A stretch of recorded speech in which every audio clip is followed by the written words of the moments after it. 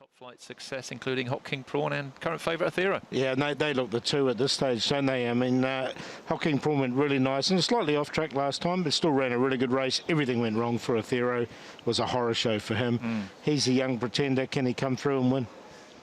If he gets out of the gates, if he gets into a rhythm, all these ifs, Tom. I think he probably is, and he's getting weight as well. Probably the best horse in the race, but it's just all of those ifs. Yeah, as Paul said, it was a horror show last time out. Even in the trial recently, he was just half a stride slower. They, I think, have done some barrier work with him recently to try and improve his gate speed away. He got up and got going really strongly in that recent trial, but look, I think you'll know your fate at the start, what happens with him. They have to lead.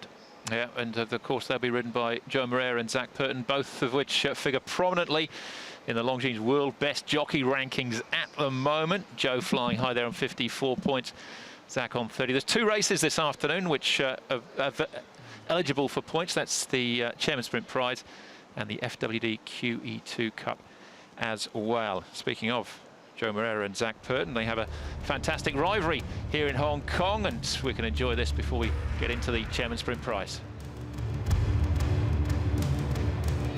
White Cuckoo's moved up on the outside of Beauty Generation. The champ's trying to fight, but White Cuckoo stamps his authority to win the Stewards Cup. He's riding very well at the moment. A couple of his rides recently have been outstanding. He's clearly been the difference between winning and losing. Take those races to any apprentice school in the world and show them. Beauty Generation will not surrender. He fights on strongly, and Beauty Generation from Beat the Clock and 50-50. Zach, for being the good jockey that he is, he's going to make anybody else's lives very hard in a good way. When I say he makes my life hard, that means he's pushing me to ride at my very best every race meeting. And I'm quite convinced that we are both helping each other to go as far best as we can. Criterion in front, that military attack descending on the scene. Designs on Rome the outside, he's in for the fight. Wow, they hit the line and Designs on Rome beat him. Moreira and Purton stride for stride. I believe he's clearly made me a better rider. There's a lot of things I've picked up through what he does. I've studied him, I've been able to watch him from a very close distance, see how he operates, and the great thing with Joe is he just doesn't make many mistakes. And he's got a lot of confidence, he backs himself, he gets results, and at the end of the day, that's what matters. Great battle here. Purton on Dances with Dragon. Enrichment trying to fight back. Dances with Dragon and Enrichment. And Ding Dong Go. Dances with Dragon. What a sterling battle over the final stages from our two premier jockeys. We've both got nice rides in all three races, and hopefully we can be competitive. What I can say, it's a guaranteed show for the public that will be watching the races. It's going to be a fantastic clash, not just between Joe and Zach, by all the runners here on FWD Champions Day. We are 18 minutes away from the first of our Group 1s. Voyage Warrior is a horse that's been up at Chung Fa Falls. As you have a look at the speed map here, that's where they'd like to be with Athero, I'm sure. Yeah, exactly. I mean, everything went wrong. He missed the start, then he started pulling, and look, I think if he jumps out, that's where he'll end up. Voyage Warrior can come across as well.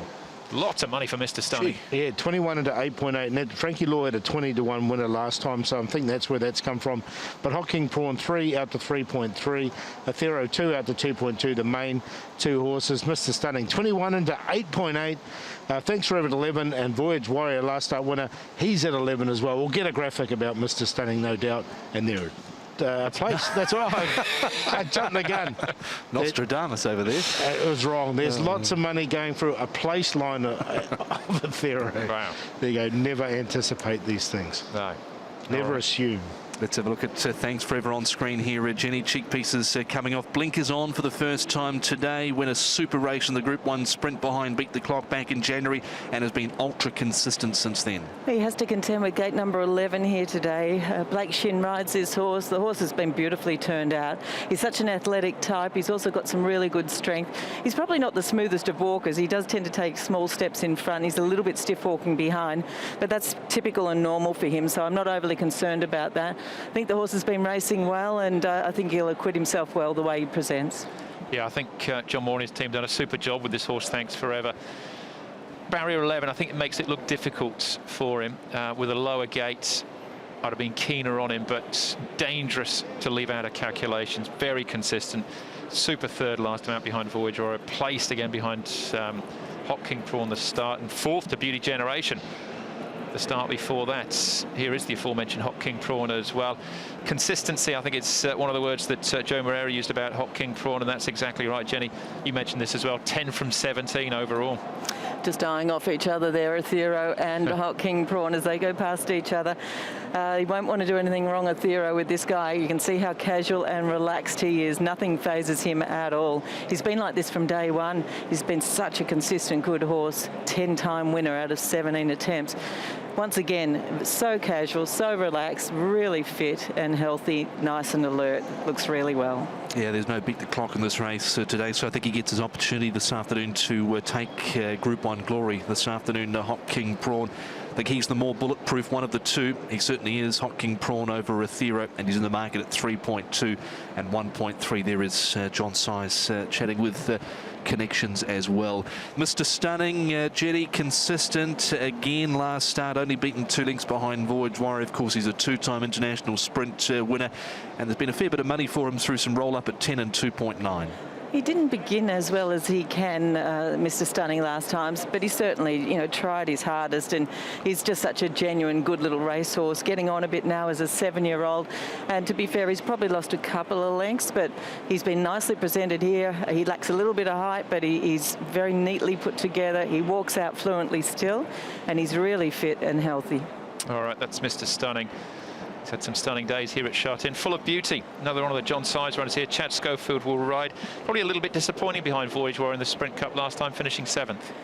Might have been a little disappointing, but he's only a 5-year-old, this guy, and he does, well, he has been beautifully presented once again. This is about his 3rd lap here in the parade.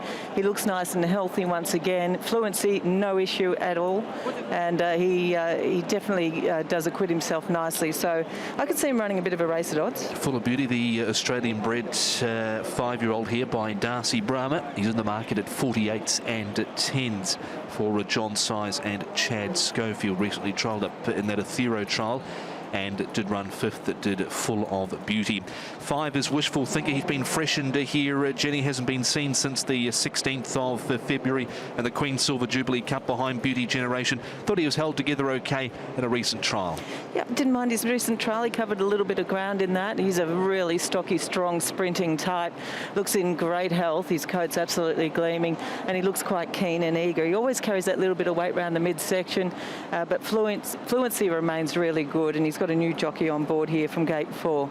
I don't think he'll disgrace. He's a little bit on edge, but he often is. Yeah, he can be like that. Wishful Thinker. I'd be more worried if he wasn't like that, to be honest, but he's 25 and 6.1.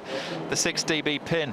John Size. Neil Callan gets the leg up on DB pin, jumps on board for the first time. He hasn't been too far away. You've got to go back for that Group 1 winner a season or so ago now, but he's ever consistent. DB pin runs his race. Yeah, look, he probably should have had more wins to his name. It was just he and Mr. Stunning used to clash a lot, and sometimes this horse didn't get the best of luck, so he's been a grand old galloper. He looks in good order. He's still got a fair bit of filler in those front feet towards the back of the hooves there, but he does walk out nice and fluently, and he does look well, so I'm not going to knock him. Yeah, he's a Group 1 winner in his own right, is DB Pin, gelding by Darcy Brahma, so a couple of them here. Centenary Sprint winner, of course, for John Size and Neil Callan. DB Pin. On we roll to the next of them. He's in the market there at 35 and 6.9. DB Pin to horse number 7, Voyage Warrior, who caused a bit of an upset, Jenny, in the Sprint Cup. The main lead up into this race, kicked strongly. Of course, he came out and poleaxed Aethero at the start, but he was really well rated in front. He was, no doubt about it. So Vincent Ho rides him again here. He often looks terrific in the parade. He's a really nicely put together type. By declaration of war, he's nice and healthy looking. He's so neatly put together, and he's just really fit and well. He's also quite eager. So always give him a good rap, and he's a good chance of going in the top 4 once again. Yeah, dangerous to suggest that it was just a fluke. Did get his own way, but he's a very good horse, Voyage Warrior. He's another one of these up-and-coming rising stars of the sprinting ranks, looking for that first Group 1 win. If it's not this afternoon, I think it will be at some point in the future. Big Party, well, he has a big reputation as well. He's coming out of the Sprint Cup. He's beaten 2 lengths, eventually finished 5th. Derek Long from a good gate, barrier 2 this afternoon. He's nicely behaved here. He's got another handler close by, but he's just casually walking around the parade. He's bandaged in, not bandaged, he's very strong in the chest area. Seems to be walking out pretty fluently, and I think he looks in fairly good shape. I like the fact that he's quite calm and relaxed here today. So he's a little bit hit or miss, but he looks good, so place chance. He's big boy, Big Party today, weighing in at 1,223 pounds, so he's dropped a little bit from that 1,242 last time out. Has Big Party, cheap pieces on him for the first time, Frankie Law and Derek Long. Here's Big Time Baby, travelled halfway around the world, Jenny, to Dubai, and never got a race there at all. He's trialled a couple of times. His recent trial I thought was very good, 33 and 4.7. Yeah, look, I've got to say congratulations to Manfred Mann. He's turned him out an absolute treat, this horse. I'm not sure whether he's quite good enough in a race like this, but he's looking in great health. He's really strong all over. He's nice and alert, and he does walk out cleanly, maintained his condition beautifully, so he actually parades really well. Very interesting runner, Big Time Babe. We've got Elusive State going around later as well, who's a super horse on the all-weather, but I think they deserve their chance here on the big stage this afternoon. Jolly Banner, the second of the Ricky U runners. He's the outsider of the field. Jenny, very consistent, but it would be a surprise, I think, to win this. I think so. Yeah, look, he's an 8-year-old now, and his main races have been sort of the 1,000 or the 1,400. The 1,200 he hasn't won over yet, so that's your little query there. He's been a good money spinner, though, for his connection. He's still very fluent in his action, athletic type. He looks well. Nothing wrong with him. I can't say no about him. Yep, he'll run his race, no doubt. Jolly Banner for Ricky U and Wagner Borges, a 6-time winner from his 37 starts, 5 seconds and 10 third placings. Here's Athero, Jenny, the favourite at 2.1. He's got all the raw ability, but there's still a few chinks in the armour to iron out yet. There are. Well, he's been beaten on 3 occasions in his 8 starts, so he's got that raw ability, no doubt about it. And I'd love to see him just jump on terms and show us what he's really made of, because I think there's something quite special in there. He looks really fit, ready to go, nice and calm and relaxed. He's always had a good nature, and he does walk out really freely, so he's paraded well. He was 1.5. He was 2's on favourite on International Day, ultimately beaten. Let's not forget that. He's 2.1 favourite here this afternoon. Athero getting £4 off the field with the weight for age allowance. Those are the 11 runners then for the Chairman's Sprint Prize. Before we get back to Jenny with her top 4, let's head down to Ed in the parade ring. Thank you, Andrew. I've got John Sires with me. John, you've won this race 3 times. 3 runners in this year's renewal. Let's start off with Hot King Prawn. How's he done since the Sprint Cup? Seems all right. He's in pretty good shape. His track work's been good, and he's nice and healthy. He's always in pretty good condition. He holds himself well, so he'll run his normal race, I'm sure. In the Sprint Cup that day, it was a wet track. Do you think he's better on top of the ground like what we've got today? I think track condition probably doesn't worry him too much. They just went a little bit slow for him in that race, and probably took his finish away from him. If it's a fast run race today, he might have a better chance. How's for the beauty? He's okay. He's probably hasn't shown that he's up to the Group 1 horses since he's been in this class, but he's certainly consistent. He runs well all the time, so I hope he can grab some prize money. DB Pin, he's a proven Group 1 performer in the past. He's getting older. Has he still got something left to offer in a race like this? Well, he's a 7-year-old, and they don't normally win the Group 1 sprints here, but he's been in good shape. I gave him a race where I didn't run him, and that sort of continued his energy going. And I think that he'll run up to the best. Whatever he's got to give, he'll be giving it. Market suggests that it's a 2-horse race. Would you agree with what it's saying? Well, it looks a bit that way, but these horses can all gallop, and at set weights. It probably depends the circumstances of the race. And just finally, John, why Cuckoo in the Champions Mile? Do you think he'll bounce back today? Well, he seems okay. He's had some time off before his last start, and maybe he needed that run to get him going again. But he seems in good condition. He's trained well and he's trialled well, It's just a matter of whether he's got the energy for another win before the end of season. We always appreciate your time. All the best. Thank you, John. Thank you very much. Okay. To hear from John Sy speaking with Ed Sadler. Let's head down to you, Jenny, who made it into the top 4 for the Chairman's Sprint Prize. All right, well, I thought the 2 favoured runners here were definitely looking outstanding here in the parade, and I've gone with the top weight, number 1, Hot King Prawn. I thought he looked fantastic. He's always such a lovely natured, relaxed type of horse. He was walking out beautifully, and he is as fit as he could possibly be. I've got him on top of Athero. I'm really excited to see how this young 3-year-old goes. If he jumps on terms and he gets to the front easy enough, I think he'll run really well. Of the rest, I have to put in the 9, Big Time Baby. I thought he paraded beautifully, this horse. He's been in terrific form. He had a great season. He's won 3 out of 6, and he's had numerous placings, so he's done a really good job, and he's just been presented beautifully, so he seems to be thriving on his racing. And of the rest, I thought number 2, Thanks Forever, just needs that little loosen up in front. He's always needed that when he comes into the parade, but he just is such a lovely athletic horse. There he is on screen, and he looks as fit as he can be. So in order, I've gone 1, 11, 9 and 2. All right, Hot King Prawn, he's come out on top here, Mark, for the Chairman's Sprint Prize. There's the favourite, though, heading out onto the track. He's hugely impressive individual. That's Athero under Zach Burton. He's magnificent, isn't he, Andrew, as he heads to the gates. Thought if it was a case of him finding the lead, they wouldn't get past him, especially with right down the bottom, carrying the 122 pounds. I know it's only 4 pounds difference between him and Hot King Prawn, but if he's in front, he's so hard to get past.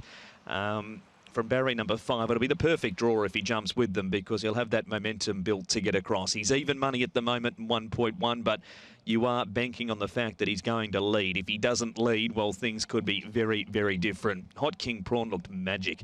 Joe Moreira, John Sy's drawn barrier number 1. There is a chance he's going to be right on the heels of Athero right throughout the race if it pans out as we expect and hope it does.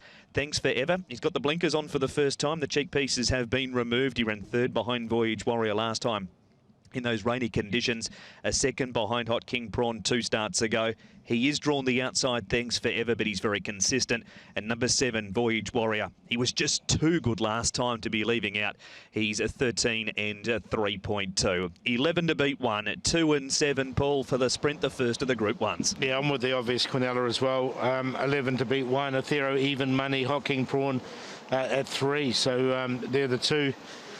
For me, 11 to beat 1 is going to be a great race. Hopefully we see a really good one here with those 2. Big Party, I'm going to forgive him last time on that track. I just thought it was slightly off and didn't really suit him. He's a big boy. Cheek pieces go on, will get a nice run. And Big Time Baby is a horse who's run really well on the turf. He has run behind Athero before, Big Time Baby. So I don't think he's just a all-weather horse, although he is probably our best all-weather horse we've got here at the moment. 11, 1, 8 and 9. Same cue for me. Who do I think is the best horse in the race? Athero. Who do I think is most likely to run his race? Guaranteed, Hot King Prawn. That's why I went that way, just because there's still that question mark for me about Athero and his manners. He still lacks a little bit of maturity. So 111 the cue. With Paul Big Party, his horse has a lot of ability. 30 to 1, be throwing him into QQPs. And the 5, Wishful Thinker. Now, the 1400 metres don't think it's suited him. It was worth a try behind Beauty Generation last time out, but only a split second behind Beat the Clock on his previous 2 starts. It gets pretty open outside of the big 2, I think, Tom. So I wouldn't be put off him at nearly 30 to 1 either. Wishful Thinker. Yeah, I'm a bit like you here, Andrew. I've got Hot King Prawn on top. Athero has all the ability in the world, just needs to put it together. They have to jump and run with him. We know he had that temperature international day and he got run down over the final stages. I think that might happen again here this afternoon with him being run down. So I've gone with Hot King Prawn. He'll be stalking the speed. He'll get a perfect run through. And I think this is his opportunity to grab a Group 1 Hot King Prawn. Over the 11, Athero, 2 Thanks Forever. He's been certainly running really well recently. Thanks Forever. Blinkers going on. The cheek pieces come off him this afternoon. Gate number 11 makes it a little tricky for Blake Shin. The other one I've got in for 4th is Big Time Baby. Jenny gave him a really good rap from the parade ring. I think he can run a race here. Add him into your quartets at 4.9 there for a place. Matthew Chadwick and Manfred Mann. Wouldn't surprise me as well if Mr. Stunning can run a decent race here. But 1, 11, 2 and 9, Jenny. Well, I've gone the 1, 11, 9 and 2, actually, so very similar numbers there. I thought Hot King Prawn, as usual, just as casual as they come. He looks a treat. The 11, Athero, well, he's such an exciting young 3-year-old. He's as fit as he can be. He's beautifully behaved too and still walks out nice and freely, so he's in there. The 9 goes in, Big Time Baby. Well, he's been superior on the all-weather, there's no doubt about that, but he's a pretty good horse anyway, and I just like the way he's been presented beautifully here today. Very strong, really healthy, and a good walk on him. And then the 2, I thought Thanks Forever was probably next best. He just needs that little loosen up in front. He'll have to negotiate gate 11. And that is leaving out number 7, Voyage Warrior. And I didn't really want to leave him out either, but there was a number of these looking good. In order, I've gone 1, 11, 9 and 2. Okay, so Hot King Prawn on top for Jenny at 3.2. What are we doing at the play, Paul? Is it obvious? Yeah, I think so. 1 and 11. Take that Quinella, sit back, relax and enjoy the race. 2.7, that Quinella's playing at the moment. Look, Athero, he's the one that's being backed, though. He's into odds on now. 1.8. Hot King Prawn at 3.1. 2.6 at Quinella now. So, yeah, look, they're the 2 obvious ones, aren't they? If there's an upset, what do we got next? Thanks Forever, he's a 12-1 chance, and you've got Voyage Warrior at 15. 16 about Mr. Stunning. He's drifting back out after those all-ups.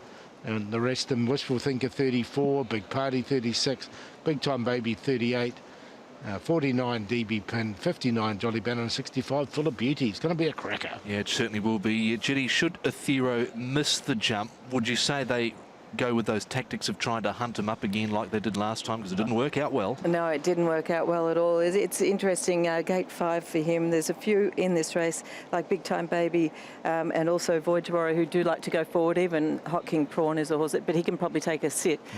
So it will be very interesting. You'll know your fate pretty much early, I think, with Athero from gate number 5, if he jumps on terms or not, because he can over-race if he gets all cluttered up as well. So Zach will have to be on his toes. Yep, he certainly will. Paul, if there was to be an absolute upset in the race, who do you think it would come from? Through the 8 or 9 were the 2 I liked, were Big Party and Big Time Baby. I mean, I think Big Time Baby steps up in these big races. He has run second behind Athero before. Big Party, he stepped up last time for the first time into this grade on that offish track. So I'm willing to give him a little bit of a forgive for that. So 8 and 9 would be the 2 I'd be looking at, but 1 and 11 stand out. And there's more money for Athero now. He's now 1.7. He seemed to handle that trip to Dubai okay, Jenny, considering he didn't race. He's come back and looked brilliant, hasn't he? He looks fantastic. He really does. I don't think he could be presented any better there. And he has been so consistent. So I'll be very interested to see how he quits himself amongst these. Yep, arguably our best horse on the all-weather here in Hong Kong. They continue to pile into Athero, Paul. 1.6. Yep, there's a lot of money for Athero. 1.6 now, 3.3 Hot King Prawn. So still, those 2 are miles clear of anything else as far as the betting's concerned. Thanks Forever has been steady at 12-1. He's the clear 3rd favourite. Mr. Stunning, he came in from 30s into 8.8 or 20 odds to 8.8. So it was a massive all-up game through him, and he's now drifted out to 17. Voyage Warriors drifted out to 18. 1.6 Athero. Yeah, there he is on screen. Athero for Zach Purton and John Moore, and today potentially the final swan song, Jenny, for John's Group 1s here in Hong Kong. Well, quite possibly. We'll have to wait and see what happens, yes. But, yeah, John obviously has spoken a bit about shifting to Australia to train in the near future, because he's under mandatory retirement at the end of this season. But what a trainer he's been here in Hong Kong. Yep, he's got Beauty Generation coming up in the mile, does John, and also Eagle Way going round in the FWD QEII Cup. So the Group 1 action about to get underway here at Sha Tin. Welcome to wherever you are tuned into our coverage. Welcome to our Sky Sports main event viewers as well to the action here at Sha Tin today. The next 2 hours are going to be brilliant. The first of the Group 1s, the Chairman's Sprint Prize over 1,200 metres, about to get underway with race caller Mark McNamara. Thank you, Tom. And it's 1.6 about Athero as Big Time Baby is about to find his way into the gates. 1,200 metres is the distance, the first of 3 Group 1s at Sha Tin this afternoon. The record is 107.5 for the 1,200 held by Sacred Kingdom. Is the last start upset winner, Voyage Warrior. Now going into the gates. We wait for DB Pin, Thanks Forever. Hot King Prawn is one of 2 greys in the race. Gray's already with victory to start the day in Chairman Low. Joe Moreira and John Size combined with Hot King Prawn. He's at 3.3. But all the traffic has been for Athero. Into 1.6, Mr. Stunning goes up. There's 3 to load. Full of Beauty in the black and pink colours. Wishful Thinker's about to come up. Blindfold on for Big Party and Athero. Kept right away from them. He's just nudged out ever so slightly to 1.7. 3.3 about Hot King Prawn. You can have doubles about everything else. And just Athero to move into barrier number 5. On Champions Day at Chart 10, the Group 1 action is about to begin. Athero goes in. It's the Chairman's Sprint Prize. Group 1, 1200. And they're racing. DB Pin missed the start. Athero began really well. He's up in search of the lead. Big Party, Hot King Prawn, 2nd and 3rd. 4th is Mr. Stunning from Voyage Warrior. Trap wide, Full of Beauty next. 3 out then is Big Time Baby from Jolly Banner, DB Pin. Wishful Thinker is 2nd last, and last of all is Thanks Forever. 800 metres left to go. It's Athero in the lead. He's got the mouth wide open. He leads 3/4 on Voyage Warrior. As expected, Hot King Prawn is going to follow Athero everywhere.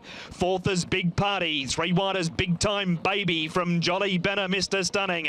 DB Pin, Wishful Thinker, Full of Beauty and Thanks Forever. Athero leads, 400 to go. Voyage Warriors ahead away. Hot King Prawn's looking for a run between them. Athero is gone. Big Party went to 2nd. Big Time Baby and Thanks Forever from the back. Voyage Warrior, Thanks Forever. The inside is Hot King Prawn. On the outside, Thanks Forever. Big Time Baby is lifting from Hot King Prawn. Mr. Stunning gets through late. Mr. Stunning's going to turn back the clock. Stunning. Mr. Stunning from either Big Time Baby or Thanks Forever. Next in Wishful Thinker, Hot King Prawn, Voyage Warrior, Jolly Banner, DB Pin, Full of Beauty. The last 2 in Big Party, and Athero has been eased right down. You cannot stop Karis Teeton today. He's won the last 3, and now he's produced a cracker to win on Mr. Stunning, the 7-year-old. For Frankie Law, he wasn't in it with 150 metres to go. But when you're running hot, and Karis Teeton is just that. Well, may you fist pump Karis Teeton, 108.4. 3 is first, 9 is second, Big Time Baby. He's gone 3 wide the trip. 2 Thanks Forever from last is 3rd. Hot King Prawn is 4th. So many talking points to come out of the race, Andrew. What a ride, Karis Teeton. What a day he is having.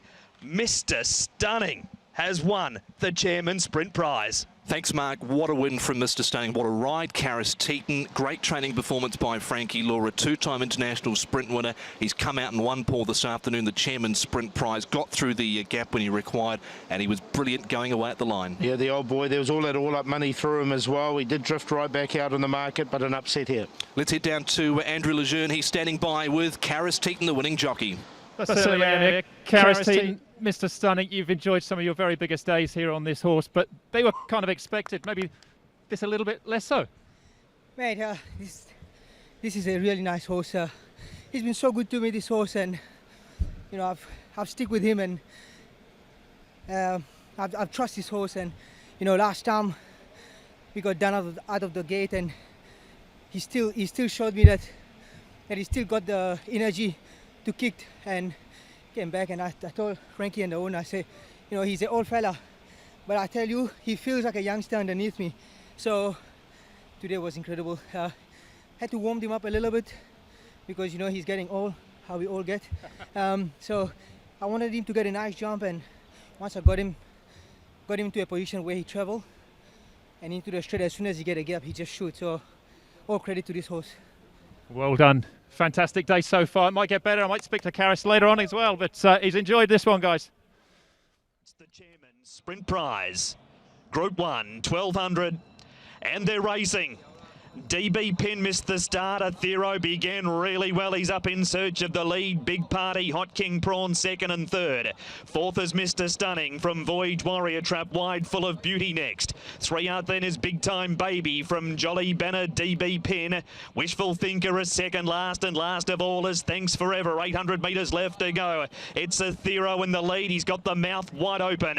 He leads 3/4 on Voyage Warrior. As expected, Hot King Prawn is going to follow Athero everywhere.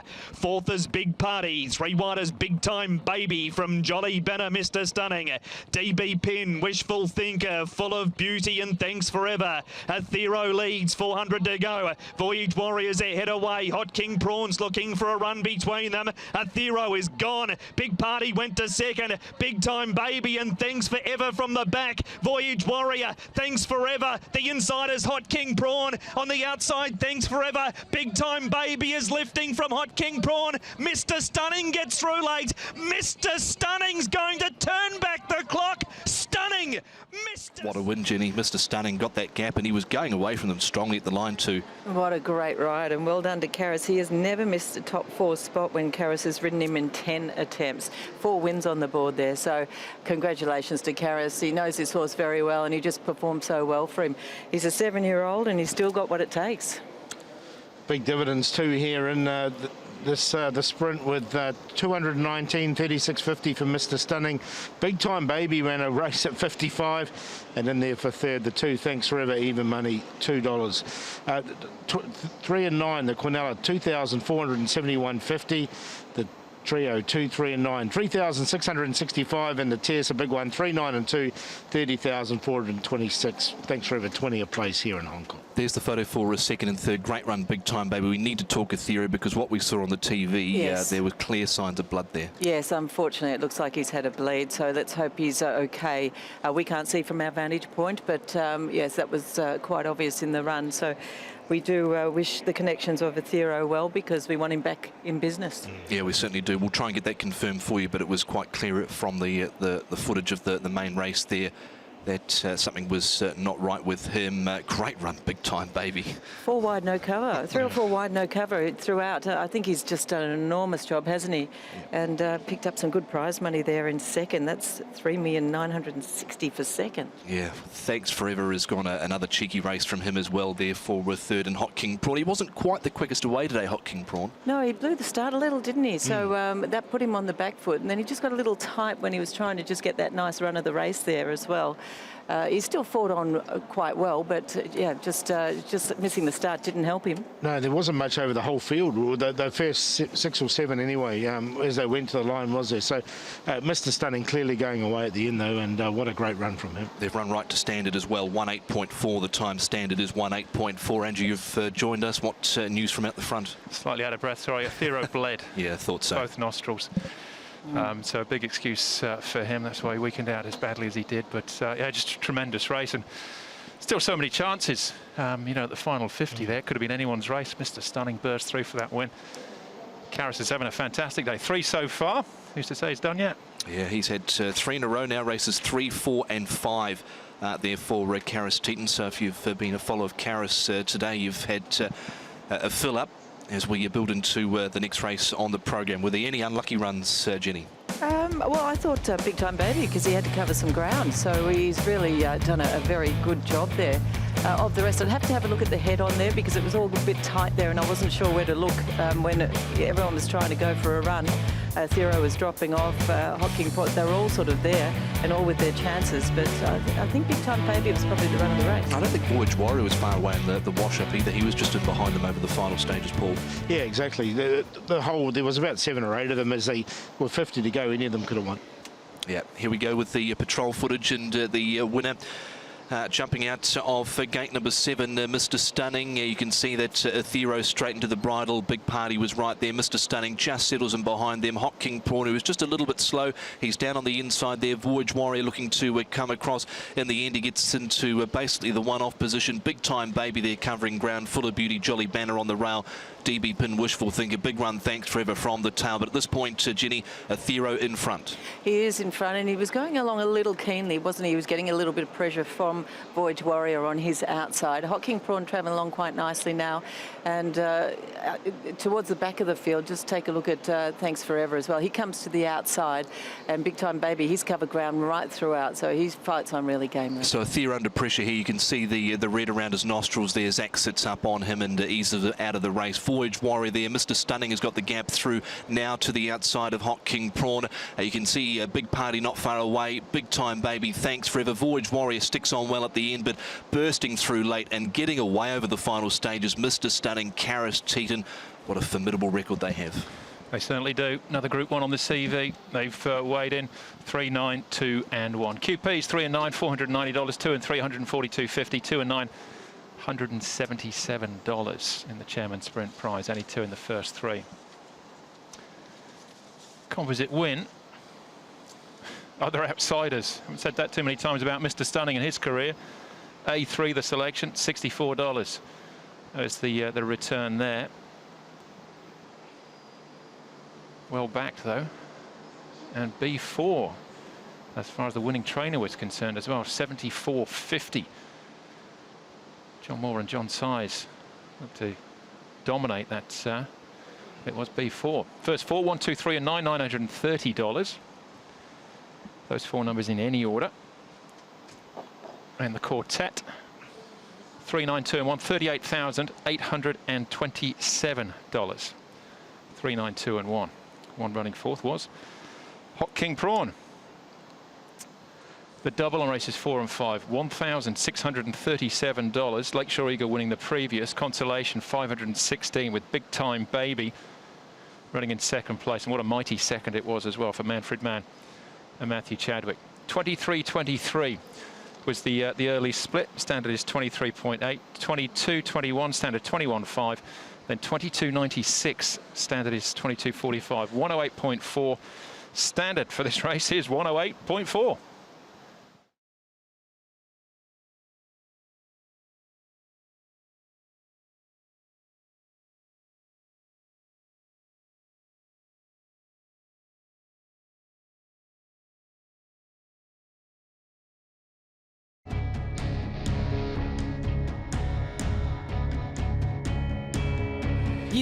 至2020馬季第3階段超新星，嶄露耀眼鋒芒。港新型、港台型、中心勇士都係一匹頂級賽區，一定可以喺香港馬壇發光發亮。Claudel Puente announced himself as a promising stayer for the future with his gallant effort to finish second to superstar Golden 60 in the Hong Kong Derby. 復日出道至今嘅狂掃頭馬，咁啊呢種短途爆發力、震撼感贏馬姿態近季好少見㗎啦，所以數到超新星呢匹肯定係不二之選啊！順利成為第2匹4歲經典系列賽事3冠王嘅金槍60，睇翻佢多次克服不利條件贏馬，相信好快可以征服1級賽事啊！4歲新星高大威猛，季內一間眼罩越戰越勇，走勢游刃有餘。現階段1004米仲係首半路程，但長線1里冇問題㗎。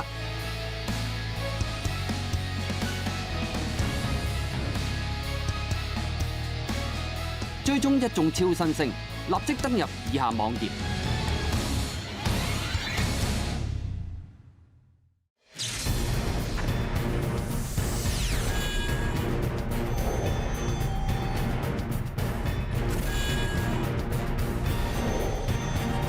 Jockey Challenge in play is available until the start of Race 8.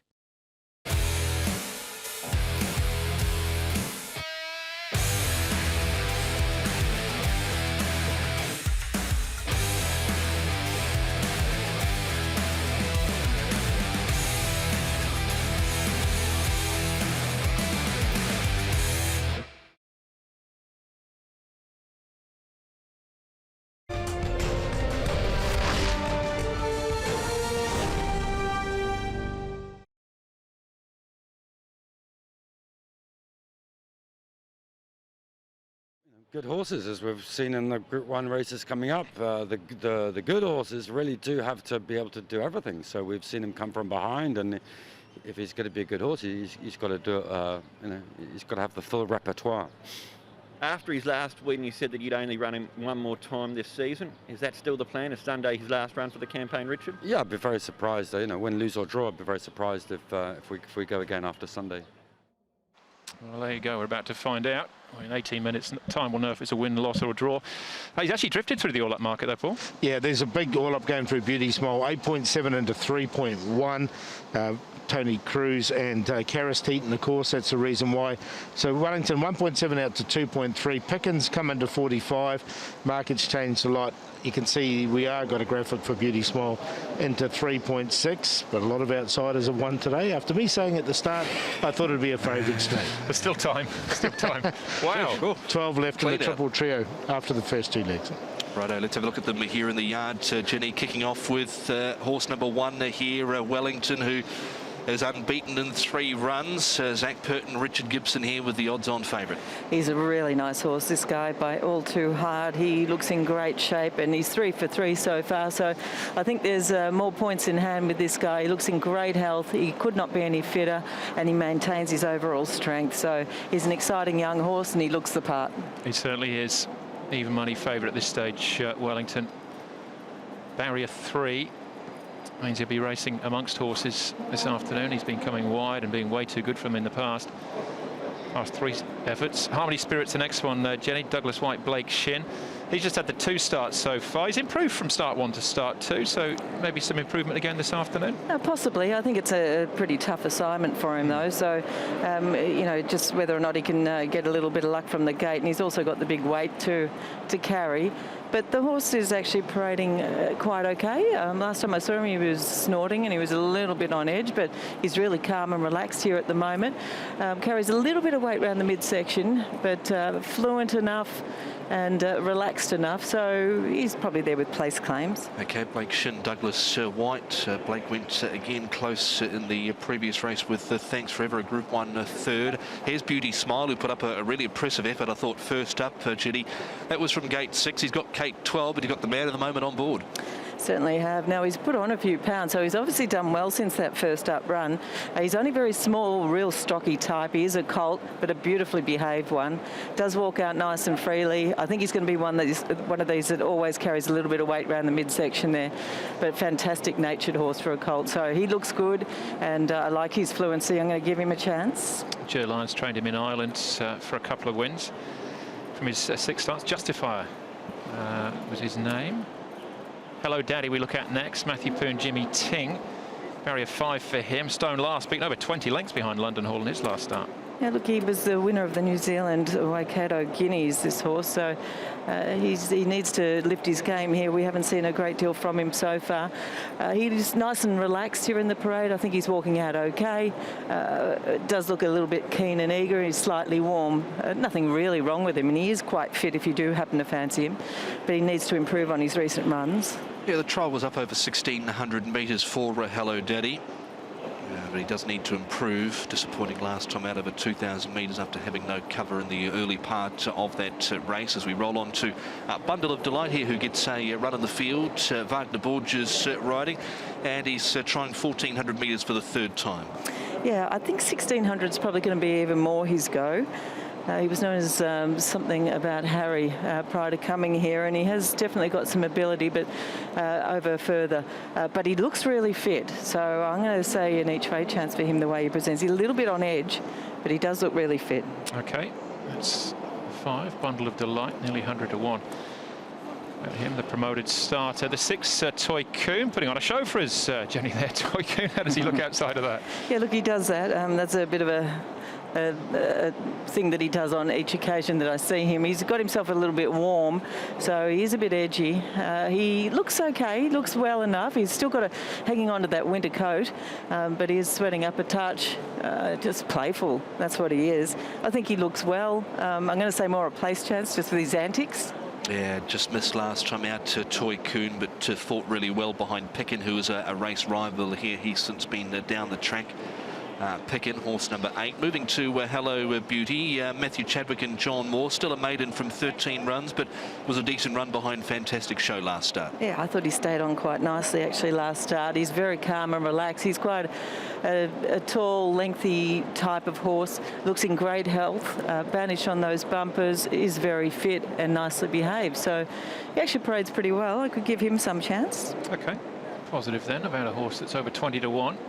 7 Hello Beauty. Behind Fantastic Show last time when on speed. He's got barrier 11 here. He had barrier 9 last time, so had to work a little bit on that occasion. Picker was a winner 2 starts back, beating Toy Coon in a photo finish, but then a long way behind Fantastic Show in his latest effort. Yeah, look, it was a great ride from Joe when he was able to win 2 starts ago. And last start, look, he didn't have Joe on him, simple as that, I think.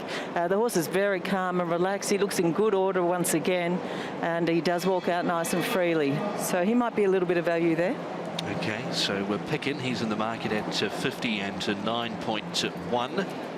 Derek Long and John Size teaming up. They've only teamed up twice this season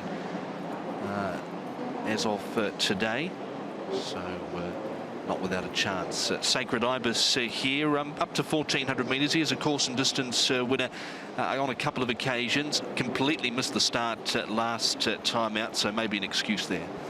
Maybe, but he had trialled poorly prior to that run too, so I just don't know whether he's going well enough. He's quite a nice bodied horse to look at. He's very strong all over, and he walks out over a bit of ground, so his attitude's good. He doesn't look bad, but I need to see him improve off those last couple of efforts. On to Fantastic Show, who just seems to keep improving. He's won his last 3 starts, including in this grade's last time out. Barrier 8, Joe Moreira sticks with him as well. He does. He's just throwing the head around a little bit. He's a very strong horse, maintains his look. Bandaged in front once again, as he often is. He looks in pretty good shape, actually. He's nicely enough behaved. Coat remains good, so he's holding his condition really well. Okay, it's a Fantastic Show. Choi and Joe Moreira been really good since those blinkers went on. He's in the market at 8.7 for a horse that's won his last 3 races. Fantastic Show. On we go to a High Rise Soldier again. Not a bad run from him. High Rise Soldier last time out, beaten just in the shadows by Smoothies. Well, it's a ministry of funny walks with these horses in this race. Have a look at this guy. Now he does this on a bit of a regular basis too, but. He's a lightly framed horse. He only weighs in 1,011 pounds, and he's a bit on the plain side, but he's also a little bit cheeky just with that walk, sweating up a touch behind. He's okay, but I'd have him more as a place chance. There you go. He makes up for his plainness with his personality then. High Rise Soldier, 18 and 3.5, behaving himself a little bit more now. Vincent Hose jumped on his back. I don't mind him. I think he's got some sort of chance here. Smart Cousin, the market suggests he probably hasn't got as much a chance at nearly 480 to 1 here for Dennis Yip. And Ben Sayre having his 3rd start, done nothing so far in 2. No, and he's a little questionable in front. He's a fairly plain type of horse. He has got a nice enough nature, but he was 501 last time he stepped out, so a little way to go until he reaches that mark at the moment, 479 as it stands. I'm happy to watch him. He's not very strong. Yep, Smart Cousin, a 4-year-old by highly recommended. Ben So into Dennis Yip, pushed out in a recent barrier trial as well at Happy Valley was Smart Cousin. Next runner we're going to have a look at is E-Star. Now, he finished 7th, Jenny, beaten 6 lengths, but I thought he attacked the line okay, and good strong jockey Antoine Hamlin riding here. I agree with you, Tom. I think he's a definite chance in the race. I'm just going to have to mark him down a little bit in the looks department because he's not totally smooth walking. That's the thing. It's normal for him. I have noted it with him the last 3 times, so he just needs a good loosen up. But it was a good run, and I think on form you could easily include him. He's really fit and he's very healthy. Attitude's not bad at all. Just needs that loosen up. At 23 to 1, E-Star, which just leaves us with the 14 to see the drive. Massive price about him as well, 350 to 1, give or take. Argue over $1 or so. Benno Young and Keith Young combined with him. Jenny, again, the reason he's that priced is he hasn't achieved much in his 5 starts today. No, he hasn't. He was a bit slow out last time and he ran on ordinarily. So he needs to improve quite a lot. He's off a rating of 61, so he's pretty close to a class drop, and I think he'll probably need it. Big, strong, raw type of horse to look at. He was very quiet and casual when he came into the parade. He's just on his toes a little bit now. I'm happy to look elsewhere. Yep, the drive and his rating 61, so he's getting close to a class drop. Is the drive into class 4 here for the Vengeance of Rain handicap. The first leg of the second double trio here this afternoon. We'll come back to Jenny shortly and get the top 4 from the paddock. Paul, the favourite from even money back into odds on. Yeah, they've hoed into him. He's 1.6 now, so very short price favourite is Wellington at 1.6. Beauty Smile on the drift after those all-ups. He's out to 4.9. Fantastic Show has been pretty steady at 8.8. 12 about Toy Coon. Then out to High Rise Soldier. He's out to 18. 25 about Hello Beauty. 24 about E-Star. So similar prices for those two. And then there's some big prices after those. Pickin 55 and Harmony Spirit 56. Love the antics of High Rise Soldier. Yeah. Wasn't he great? Him and Toy Coon. There's the Quinella for you. All right, back to Jenny, though, for who looked best out of the yard, Jenny. I have to go with the favourite here, Wellington. There's a number of these looking well, but Wellington is a really nice type. I've liked him from day one, and he's won 3 out of 3, this guy. He looks in great shape, really fit, really healthy, and well behaved. So he's on top for me from number 10, Fantastic Show. Now, he's going for 4 in a row, this horse. Class 3 he was able to win in last time, so we know he's capable. He's got Joe on board, and the horse maintains his looks and strength, so he goes in. The 5 horse, I thought Bundle of Delight actually looked really fit going into this. He's a little bit warm, but when he steps up over to 1600, I think he's probably even a better chance. But just on pure fitness alone, I think he could run a bit of a race. It wasn't a bad run from him last time. And the 3, I thought Beauty Smile, the little colt, he looks in good shape too, and his first up run was good. So I've gone 1, 10, 5 and 3. 110, 5 and 3 from Jenny. So Wellington on top here. Mark at 1.6. He's the odds-on commodity here for race number 6. He is. Tom had him on top. Nearly went the 10. Fantastic Show with the pull in the weights. Joe aboard for me. Choi on Fantastic Show was low flying. Then again, Wellington, he's coming off that win beating Larson, who won out of that race. He beat Ballistic King 2 starts ago. He was victorious on debut over Ping Hai Bravo. He's only had the 3 starts since January. Zach Purton for Richard Gibson. He's drawn well. It's a big test, though, with 133 pounds on his back. Good luck, friend. All but lumped that weight to victory earlier in the day. We'll stick with the toppy, number 1, Wellington, to beat number 10, Fantastic Show. He's beaten Roman Impero, Iron King and Beauty Smile at his last 3. This is harder again with Wellington in the field, which was the telling factor why Wellington is the on-top selection here. 3 Beauty Smiles debut was very good. Second behind Fantastic Show, beaten a neck. Has Karis Teaton aboard. He'd win on anything. The day he's having Karis, he's looking for 4 in a row here if Beauty Smile can win. And number 11, High Rise Soldier, placed behind Smoothies and Seattle Choice. Smoothies going a good race last week behind Mighty Giant. Pushed him for a bit before Mighty Giant was able to get away, but it was a good performance by Smoothies. 1, little concerned about the weight, Paul, especially with the informed 10, 3 and 11 for race number 6. Yeah, it hasn't been a favourite stay, but I think they can turn the corner here with Wellington. He's looked very good, this horse, 3 from 3, and I think he can win it. I like the run of Toy Coon last start when he ran second behind Pickin. He's got barrier number 1. He'll get his opportunity, no doubt, from that draw. The 10 Fantastic Show. He's unbeaten in Hong Kong since the blinkers went on. He's 3 from 3 from them and going very well. And Beauty Smile, as Mark said, I think Karis Teaton can just about win on a rocking horse here this afternoon, and he's a horse who ran really well on debut, so I got him in there for 4th. 1, 6, 10 and 3. Yeah, I've got to go with the favourite here, Wellington. It might be, as Mark pointed out, that a horse further down, like Fantastic Show, is weighted to beat him here. I've also included, but I think Wellington is a really exciting horse. Those 3 wins, so much to like about them. He was well backed on debut, went off at 5.9. He's been odds on his next 2 starts. I think he wins again. Having said that, Beauty Smile was super first up behind Fantastic Show. I think he'll turn things around with him, with, as Paul said, the informed Karis Teaton in the saddle. And then High Rise Soldier get himself together down there at the start, and Fantastic Show as well. But really interested. I really want to see Wellington win again, just for the the narrative as much as anything else, Tom, as well. Wellington to win again, remain unbeaten. Yeah, I've got him on top as well. I hope he can win this for Richard Gibson and Zach Purton. Good recent trial win as well. Zach just didn't even move on him last start. Just was super impressive. So he's drawn a gate. I think he can sit a bit handier here this time around. You can see still Toy Kuhn wanting to throw the legs about round at the start there. So I've got one on top. Now, I'm not going to make a winning case for 13. E-Star, but I certainly think he can run a decent race here. He's my value runner today. He's at 25 and 4.6 there.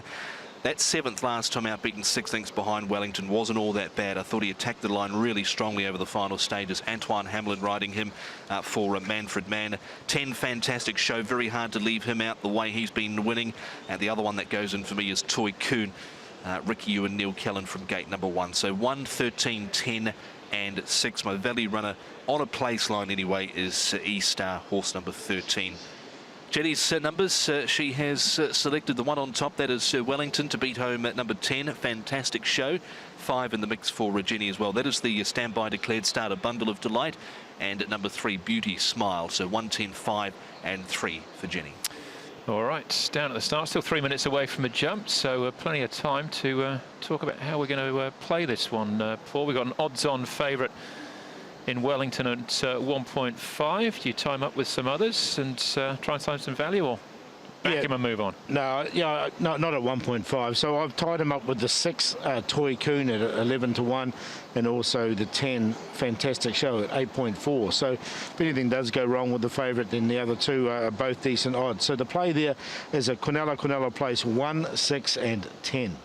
Are the 3 that I do like here. Wellington the favourite, obviously, with 6 Toy Kuhn and the 10 Fantastic Show, who's not a bad price at 8.4, just confirmation on screen there, and also Toy Kuhn at 11 to 1. So, and Fantastic Show 8.4, 1.5. Wellington though is getting pretty skinny.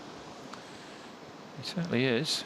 With good reason, though, as well. Tom, you've given a shout-out to E-Star. I thought Toy Kuhn, I didn't find a place from him in the end, but I thought it was a good run behind Smoothies. 2 starts back. Pickens sort of blotted the form a little bit with his last start effort, but I suppose we can't be too hard on Toy Kuhn as a result of that. No, Toy Kuhn was really good last time out in that race behind Piggin. Fought well, just beaten on the post. Piggin last time out had Jack Wong on board, and he was well out of it. He got slightly checked at the 800 metres. The vet did take a look at him, but everything appeared to be okay. He didn't have a lot of early speed last time out as well, and saved ground along the inside, but he's got a really good course and distance record. 4 wins from his 20 starts, and 7 other minor placings. So could be one to throw in there for a bit of value. 7.9 for a place there, a picking for QPs and whatnot. All right, 60 seconds out from a start. Ed was talking to Richard Sadler, then Richard Sadler. Richard Sadler. What am I talking about? Richard Gibson. Ed Sadler talking to Richard Gibson. Didn't sound right when I said it. About next year's 4-year-old series, Jenny. Horse that won at this meeting last year was a horse called Golden 60. Not this race. He won over 12 in just his 2nd start. So he's looking in that path, is well, he? It's probably a coincidence, I think, as much as anything else. Yeah, interesting. At the time when Golden 60 was winning, I don't think any of us were thinking about derbies and 4-year-old series, but a little bit different with Wellington. Yeah, definitely. Wellington, look, you can't ask for much more what he's done so far, and he's done it in pretty good style, this horse. Nicely drawn in gate 3 today. Very short in the market. Unbackable odds, really, but he does look good. He certainly does. There is Toy Kuhn, who's certainly a favourite of the cameraman this afternoon. He's getting plenty of airtime here. Not long before they move in, Paul, final look at the market. Yeah, more money for the favourite. 1.4. Beauty Smiles drifted right back out to 7.2 now. 8.2 about Fantastic Show. They're the 3 single-figured runners. Toy Kuhn's out to 13, and out to 20 about High Rise Soldier, 27 E-Star and Hello Beauty, but it's all about one horse here, Wellington, 1.4. Very, very short, Tom, and I think particularly horses like the High Rise Soldiers and Fantastic Show as well is 8.3. There's, again, it's the sort of race, but if you don't like the odds-on shots, you might find something elsewhere. Yeah, maybe just if you're looking at options like that, maybe banker Wellington and QQPs, trios, quartets, and play around him with a few others at bigger odds. Jenny put in a Bundle of Delight in there. He's at 10s for a place. Toy Kuhn, Picken we were talking about before, 7.9. E-Star, the one I like on a place line, he's at 4.2, so there's a few options you can play around here with. And Richard Gibson also talking about the horse needing a full repertoire, Jenny. So from barrier 3, we might see him a little bit close to pace. So certainly in a different position than he has been on his previous starts. Yeah, well, obviously, you know, he's drawn the awkward gates in the past. So from gate 3, it will be interesting if they do ride him forward, whether or not he'll be the same type of horse. Often we see those sort of tactics when they change. Often it doesn't work, but the very good horses, sometimes it doesn't matter. Absolutely. We're about to find out. Light flashing here for race number 6. Up next is the FWD Champions Mile. Straight after that, the $25 million FWD QEII Cup. But we've got a star in the future, possibly on show here, Mark, as they move in. Wellington, 1.4 favourite for the next. He's the only one wanted, Andrew. There's been no movements as far as green or brown colours appearing on the board. 1.4, 1.1 Wellington. But he does have to carry that 133 pounds. He meets an in-form fantastic show, looking for 4 wins in a row, and a horse called Beauty Smile, who ran his debut here and ran second, and has a man who's looking for 4 wins in succession for the day on board in Teton, including the Group 1 in the previous race. Now in goes Beauty Smile. High Rise Soldier's about to come up. Fantastic show still away with Sacred Ibis. Picken, Toy Coon and Wellington with Hello Daddy. There's about 5 to load at the 1400. Favourite Wellington. Zach Purton for Richard Gibson. There's been no movement from that 1.4 and 1.1 for quite some time. The 5's gone green. That's Bundle of Delight, the declared standby starter. Into 76 now. As Hello Daddy goes forward, there's 1 out. It's Wellington, the race favourite to load for race 6 at Shard 10. Starter Mr. Tony Speechley's on the platform. Toy Coon, Fidgety on the inside gate. An attendant climbs up on the back of the stalls behind Toy Coon. They're off. That is a perfect start at the 1400. Wellington is looking to lead. Toy Coons to the inside of the favourite, and Hello Daddy 3 up. Pickens a length away 4th, and then Hello Beauty from High Rise Soldier, Beauty Smile. Fantastic shows in a group of horses, 1 off the rail with E-Star on the fence and the drivers next. 1.5 to Harmony Spirit, will back a Smart Cousin, Bundle of Delight, and Sacred Ibis is last. 900 to go. Hello Daddy leads by a length over High Rise Soldier, who shot forward to second, now 1 off the fence. 3 away 3rd, Wellington, as the speed went on when High Rise Soldier went up outside the leader. 3 wide is Hello Beauty, 5th the rail Toy Coon. A length to Beauty Smile around Picken. 1.5 Fantastic Show. 2 lengths the drive, and then came Harmony Spirit. E-Star's under pressure from Sacred Ibis, Smart Cousin and Bundle of Delight. Hello Daddy outside the 400 metre mark, leads a length and a half. High Rise Soldier. Wellington emerging. Purton hasn't moved yet. Hello Beauty's under the whip from Toy Coon, and then Fantastic Show, and making some ground, Beauty Smile. Hello Daddy, 200 to go, headed off by Wellington. Fantastic Show is shooting down the outside, went up to Hello Daddy. Pickens through the middle, Sacred Ibis, they line up for the minors. You cannot beat Fantastic Show at the moment. 4 in a row. Fantastic Show beat Picken. 3rd is either Hello Daddy, Hello Beauty, or rather Beauty Smile and Sacred Ibis. Next in the drive, followed in by Harmony Spirit, then Hello Beauty, Toy Coon, Bundle of Delight. Wellington went from travelling at the 200 metre mark to gone 100 metres later. High Rise Soldier, E-Star and Smart Cousin. Fantastic show. Joe Moreira. And hats off to Me Choi, as the horse absolutely flying. 4 wins in a row and pays 7 today.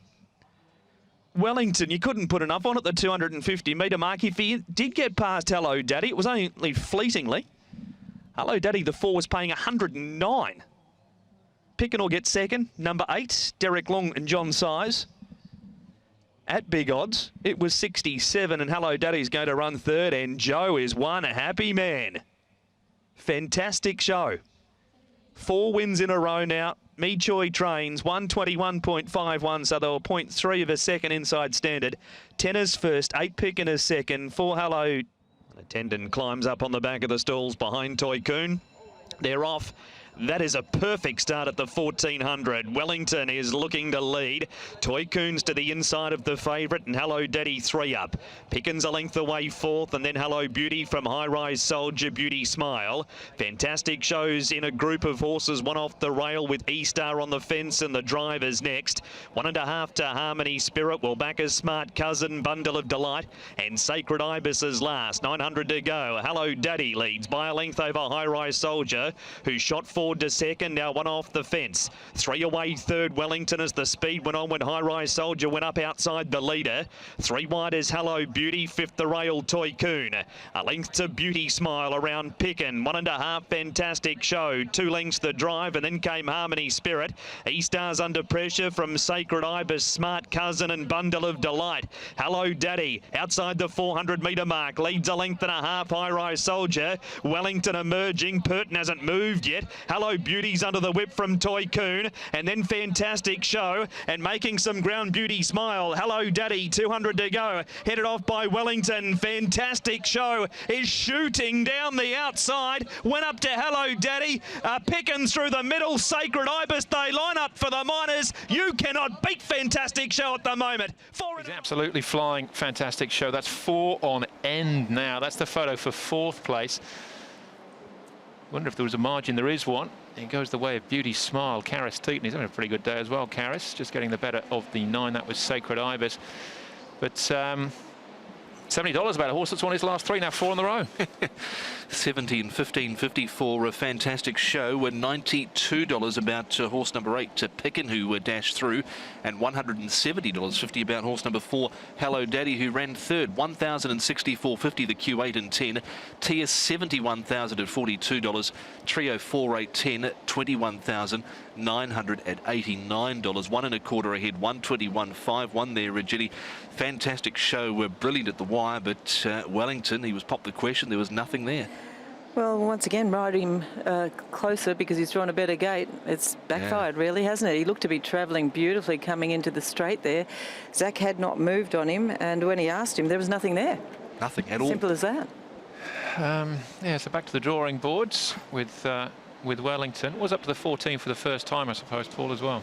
It was, yeah. So up to the 14, but look, this horse is unbeaten with these blinkers on. 4 from 4 now, Fantastic Show. So just keeps improving, and another win for Joe Moreira. So fantastic win from him. Wellington, what do you say? I mean, he was there, wasn't he? And you could see, everyone could see he was going so well. You wanted to be on him with the 200 to go, and you didn't want to be on him with 100 to go. The vets will be checking him, no doubt, because he went around such a short price commodity. But considering he was all in there at the 250, and when Zach asked him, he just emptied out. There was just nothing. Favourite from barrier 3 then, Wellington. Winner from barrier number 8, Fantastic Show, green jackets, orange blinkers. So Wellington gets out smartly. He's got Pickin on his inside. Actually runs very well, Pickin. Ends up running 2nd. But Wellington just looking to see who wants to go on. And that horse is Hello Daddy and Matthew Poon from barrier number 5. High Rise Soldier out wide as well. The 2 beauty runners, Beauty Smile and Hello Beauty. Beauty Smile with the hearts on the cap, just looking for some cover there under Karis Teaton. But Wellington now takes the sit behind Hello Daddy, now crosses to the rail. Travelling strongly, but everything okay through the first section. Yeah, everything going well at this stage, and you can see the horse on the outside, High Rise Soldier, just taking on Hello Daddy. So it was a good run from him because he did stay on there for 3rd. Wellington, everything going well for him. A little excuse for Beauty Smile. He's 3 wide at the moment, and Tycoon getting a nice run there on the inside. Pickin, who eventually runs 2nd in the red colours, and you can see running by himself is Fantastic Show. Yeah, looking further back, E-Star hasn't come around that bend at all, so check the steward's report for that. Might be some follow-up from Antoine Hamelin. But into the straight now. Wellington still cruising at this stage, but what's in the tank? The answer, unfortunately, for supporters is not a great deal. When Zach presses the button, he doesn't quicken up at all. Hello Daddy actually fights back on his inside, and Fantastic Show with the momentum. Pickin darting through on the inside. Beauty Smile, a good run. Right down the outside as well. Sacred Ibis at a massive price, but Fantastic Show. What a fantastic show it is, with 4 wins on end now. He scores in 121.51, 3/10 inside a standard. They have weighed in. Great win there from Fantastic Show, but bitterly disappointing there about Wellington. 222.50 there for the QPs 8 and 10. 521 4 and 10. 2,872 4 and 8. That was with Hello Daddy. Overnight mid prices $37 A2. $37 there for A2. The overnight mid prices for the composite win. First four, $21,230, 3, 4, 8 and 10. Now, if you've got them in the correct order, $577,844 for the quartet, 10, 8, 4 and 3. The double, $1,224, Mr. Stunning, into Fantastic Show. 2,100 the concession, Mr. Stunning, into Pickin. What a surprise. No winner for the triple trio here this afternoon. That has gone by the wayside, the TT, so there will be a jackpot for the meeting here next weekend. Consolations paid $312,230. Wow. 211.13, 239 with the field, $312,230. Well done if you manage to get a slice of that. Now there is a jackpot through to the next meeting here on the 3rd of May of $2,123,166 there for the triple trio. So 2.1 million going forward to the 3rd of May. 13.57 standard 13.5, 21.61 standard 21.85, 23.15 standard 23.35, home and 23.18 standard 23.15. They were inside standard 121.85, the time 121.51.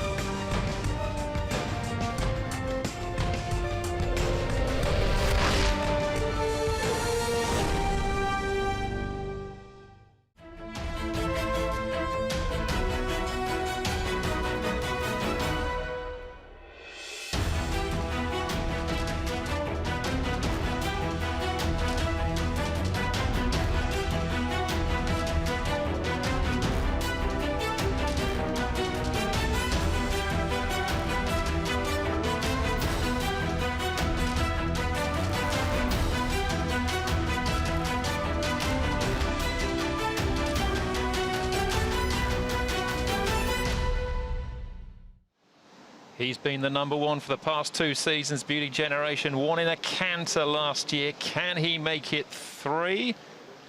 We're about to find out. 22 minutes away from the FWD Champions Mile. There's the lineup. Beauty Generation, Waikuku, Kai Star, Rattan, Southern Legend. More than this, out of the Derby. Fat Turtle and Thinking Big. A first Group 1 runner here at Sha Tin this afternoon for trainer Douglas White, and Blake Shin will be in the saddle. Placed already in the Chairman's Sprint Prize earlier on Thanks Forever. It's a great lineup, guys, but of course Beauty Generation, Paul, he's the headline act. He is 2.3 currently, so you can see this Longines world's best jockey, Joe Moreira, leading it at 54. Zach Purden, they're running at 30. The New Zealander James McDonald there at 34. Karis Teeton's on the board now. Karis is there, third equal with 30, and Tom Marquand, who's had a great down under. Summaries at 24. But look, it's 2.3 about Beauty Generation. Well, punters weigh in again and make him odds on. They've been bitten a few times this afternoon. Gunshot.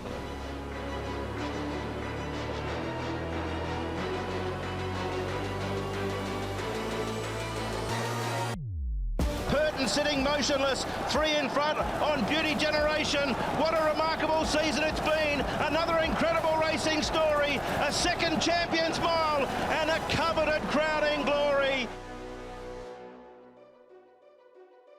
He's up there with Able Friend, but he's been more durable than Able Friend. Not as versatile, but you know, you couldn't get better. Horses getting to this age, like Viva Bataka, and looking back at some of my old fellows, you know, their form has just started to peter off, and I just said to owners, you know, you've got to let them go. But this fellow has never been in that predicament. It's always been gung-ho the whole time. We know that age has caught up with him, but he's still the best here. What more could he do, really? You know, he was a 3-time track record holder at one stage. He still holds track record over 2 distances.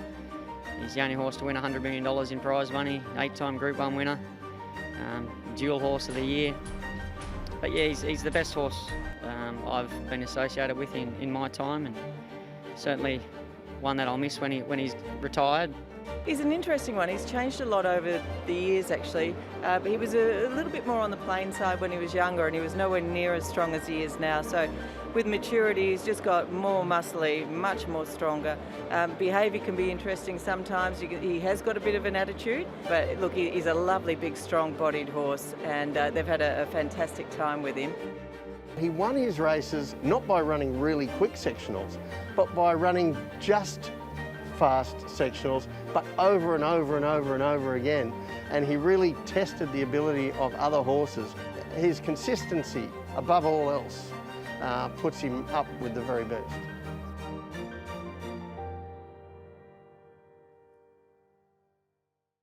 We'll be seeing that familiar celebration from Zach Purton in 18 minutes' time. Well, we'll have a look at them and find out in a second. But Southern Legend is the horse you need to be aware of that's been up to Chung Far and back in the last 30 days. There's a little look at what makes Beauty Generation tick there with. And we move on to the all-up market, Paul, and there's plenty of moves here. Yeah, that's Beauty Generation out to 2.7, Waikuku into 3.4, Kaying Star into 6.3, Rattan out to 51, Southern Legend into 15. The big mover more than this, 6.3 into 3.7, Fat Turtle 51 into 37. Thinking big, he's out to 65. Righto, so we're just 8 runners going around here with the defection of the Singapore Sling, who is scratched here, horse number 7. As we see the yard and the runners walking around, connections coming into the parade ring as well. And Jenny Waikuku really disappointing last time out. So that was first up. Here he is second up with a better second up record, and he's at 4 and 1.3 in the market. It's almost hard to explain how badly he went last time, because we know he's way better than that. So if you're willing to forgive him for how he did go, I think he's walked into the parade looking particularly well for him. He's always been a bit on the plain side, but he's a very nice natured horse. He does walk out nice and freely, and I think his work's picked up a little bit too. So perhaps he can redeem himself here. I don't think there's much wrong with the way he presents it all. He looks good. All right, it was 1.7 favourite for that race, so are you in a forgiving mood, I suppose, is the question. Be a fair effort to bounce back off that and beat Beauty Generation. Maybe not at his very best, but certainly looks like he's peaking again at the end of the season. Kaying Star, I think, is dangerous off the inside gate.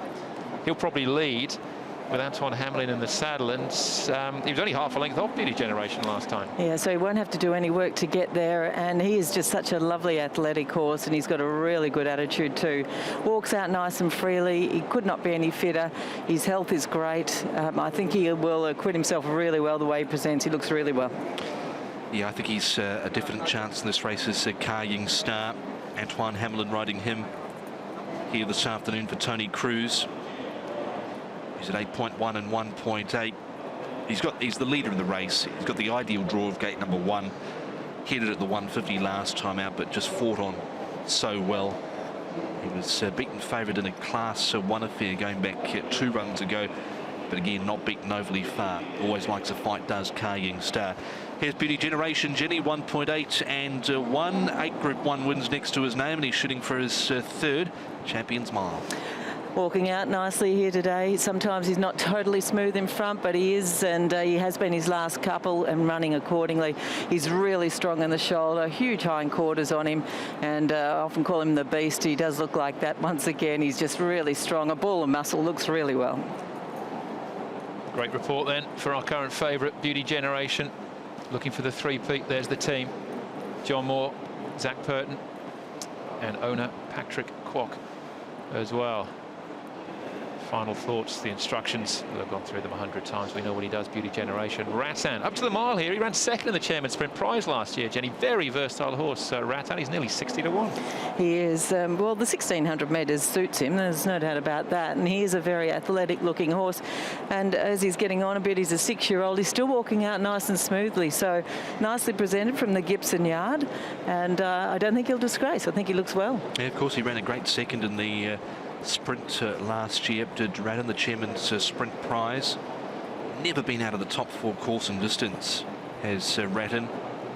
8 runs, 3 wins, a 2nd and 4 4th placings. Comes into this off the back of a quiet trial where he did run 5th in that trial. So going from 1400 metres of the Queen Silver Jubilee back up to 1600 metres this time round. Bratton, a son of Savabeel. Here's Southern Legend. He was right there last time out, Jenny, with the Beauty Generation in the Chairman's Trophy, only beaten half a length Vincent Ho and Casper Founds. He'd done a little bit of work up at Chung Fa, this horse, and I thought he looked better last time and he ran better. And I think he's presented really pretty much the same again here today. So nice and casual, walking out well, does have some good strength about him. He looks in good health. So I think he could run another good race. I think he looks good for him. He generally does as well, and is allowed to go around at pretty decent prices. If you're a Southern Legend follower, you'd probably be quite happy to see 18 and 3.2 again. More than this on the other hand, very short here, Jenny, at 5.2. Carris had a fantastic day with 3 winners so far out of the Derby, so back down to the mile. Well, look, the horse is racing well, yeah, coming back in distance from the Derby. He can be a little bit one pace, but he's a lovely individual. He's so tall, rangy, walks out really smoothly, and his coat remains in good order. Attitude's terrific. So he's good too. Yeah, he's in the mix for me is More Than This. Carris Teton, Francis Lloyd Carris unbeaten on the horse. He had to go back to that win here, International Day in December, to see what he did to really believe it. It was quite a performance from More Than This on that occasion. And a good article written by David Morgan, one of the club's writers here at the Jockey Club, about him being a bit of a lazy miler. Here we go to Fat Turtle now, 47 and 7.1. He's one of a couple of outsiders here, Jenny, one of 3 that are at big prices. I think he's just probably going to be slightly outclassed here. I think so. I think we saw that last time he stepped out. He just proved that he wasn't quite up to this type of standard. But look, he's a nice horse in anyone's language. He's strong enough. He's still walking out freely, and he looks healthy and well, very alert too. So there's not much wrong with him if you do like him. All right, yeah, nearly 50 to 1 Fat Turtle. You said form around Thanks Forever earlier in the season. Thanks Forever running well in the sprint and thinking big price here, Jenny, and a big task as well. Yes, it's going to be a tough assignment for him, I would have thought. The rider was a bit concerned with his action last time he stepped out, only had the 2 runs here, and his horse that was trained in Sydney by Gay Waterhouse prior to coming. Now, to look at, he is walking out freely enough. He's a strong-bodied horse, and he's really sensible. Actually parades quite nicely here, carries a little bit of weight around the midsection there, but nice and healthy, and I do like his attitude. So, look, he's parading perfectly well if you do fancy him. Yeah, I think this has just all arrived a bit too quick for Thinking Big. Pushed out in a recent barrier trial behind Exalted over 1,600 metres, certainly in here at the deep end. Hasn't done enough. Of course, he was a winner of the Caulfield Classic and also the Gloaming Stakes, both at Group 3 level, and 3rd in the Group 1 Spring Champions Stakes. So does have ability, but he's a big price here at over 80 to 1 is Thinking Big. Come back to Jenny shortly at the top 4 on the paddock. Andrew, the market says this. Beauty Generation 1.7, all the range here, money back a place. It's the sort of Beauty Generation prices of old. Looking for the 3-peat here. White Cuckoo, second pick at 4.3. Kying Star, the likely leader at 8.2. More Than This, I missed him, sorry, he's 3rd favourite at 5.4. Double figures the remainder. Southern Legend, Fat Turtle, Rattan, and Thinking Big the outside of the field. Yeah, Rattan's an interesting price there for a place, 6.1 considering his a great course and distance record. Let's head down to you, Jenny, for your paddock picks for race 7, the Champions Mile. All right. Well, I'm going to go with the champ here. I thought number 1, Beauty Generation. I like it when he's walking out nice and freely, this horse. His behaviour's been really good here today. He's a very strong, really strong, muscly horse, and he looks in great shape. So I think he can go very well once again. The 3, Kying Star, I love his athleticism. He looks in great order too. He also walks out nice and freely. There he is on screen. He looks an absolute treat, just so casual and relaxed. The 6, More Than This. Now, he's coming out of the Derby and he's coming back in distance. I'm not sure that's totally ideal for him, but geez, a nice horse. He's so tall, strong, got plenty of scope about him. He looks in good shape, so I put him in. And I also thought the 5, Southern Legend. I like the way he presented last time, and he looks equally as well again here today. So he's a pretty good horse on his day when he can produce what we know he's capable of. In order, I've gone 1, 3, 6 and 5. Beauty Generation looks best in the yard then. He's on top as they make their way out. Let's get down to the parade ring, actual fact, as Ed Sadler is joined by Beauty Generation's trainer, John Moore. Thank you, Andrew. John, Beauty Generation, he's bidding for a bit of history here. Are you confident he can do it? Yeah, I'm quite confident. His work leading into it has been exceptional. Feedback from the work rider has been really, really good. and he's drawn a gate where the pace influence is inside him. He should be outside the lead unless there's some unknown there with respect to the pace. But yeah, I'm very positive that he's going to run a big one and hopefully complete the trio. Did you come here feeling any differently, knowing that this could be the last time you're saddling up your champion? No, you never know. It mightn't be my last. All right. All things being equal, then sits outside of the leader, back in form. Would be something to see him win 3 in a row here, wouldn't it? Yes, well, you could say he's a Hong Kong favourite, and no doubt that people right round the world love to see a champion go round, a world champion miler. For that reason, seemed to finish off as a legend in Hong Kong, and then we'll see what happens after that. Who's the horse you're worried about here? Well, QEII Star, is, from my point of view, will get a nice lead. The jury's out with respect to Waikuku, whether he's over the top, because there were some scribes out there who were suggesting that he may be. But from my point of view, I think it would have to be QEII Star. Okay, well, everyone around the world's watching your horse. All the best of luck, John. Thanks for your time. Thanks a lot, mate. So John Moore there with Ed Sadler speaking about Beauty Generation for the FWD Champions Mile. Mark, as they head out for this race number 7, Beauty Generation, on screen at 1.7 and 1. I think it might be as easy as 1, 2, 3 and 6, Tom. I know it's been a bad day for favourites. We had Athero beaten earlier, of course. Wellington beaten for the first time in the previous. He knows what it takes to win this race, Beauty Generation. He's looking for history and making it 3 wins in a row in this race and at his last 3 starts. He was really good beating QEII Star last time. That was over 1,600 metres. His record at the mile speaks for itself. 19 starts, 11 wins. He's going for history, and even with 126 pounds on his back, as the entire field has, that suits him perfectly. 2 Waikuku to run second. That was a funny day that day.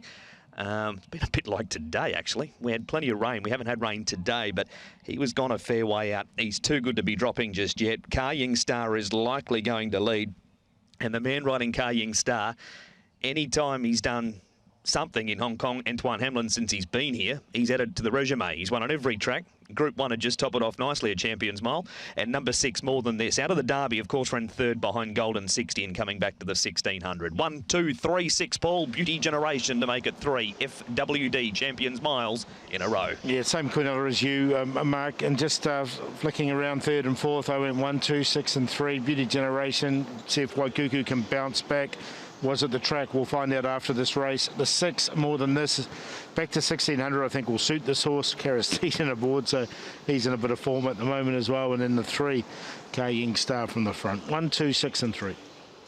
Beauty Generation for me as well. Is it the last time? Well, John Moore just dangling the carrot there. Maybe, maybe not, but I think he can create history here by winning a 3rd FWD Champions Mile. Of the other, I think QEII Star just gets the perfect run off the inside gate, and he is the biggest danger, I think. I've included Waikuku on a 4th line just because I'm not entirely convinced whether it was just the ground and the conditions last time out, or whether, as John Moore suggested, that some of the scribes suggesting he might be over the top. Maybe that is the case, but he is a good horse, so hard to ignore him completely. But I think more than this, 6 and 1.6 is on the shorter side.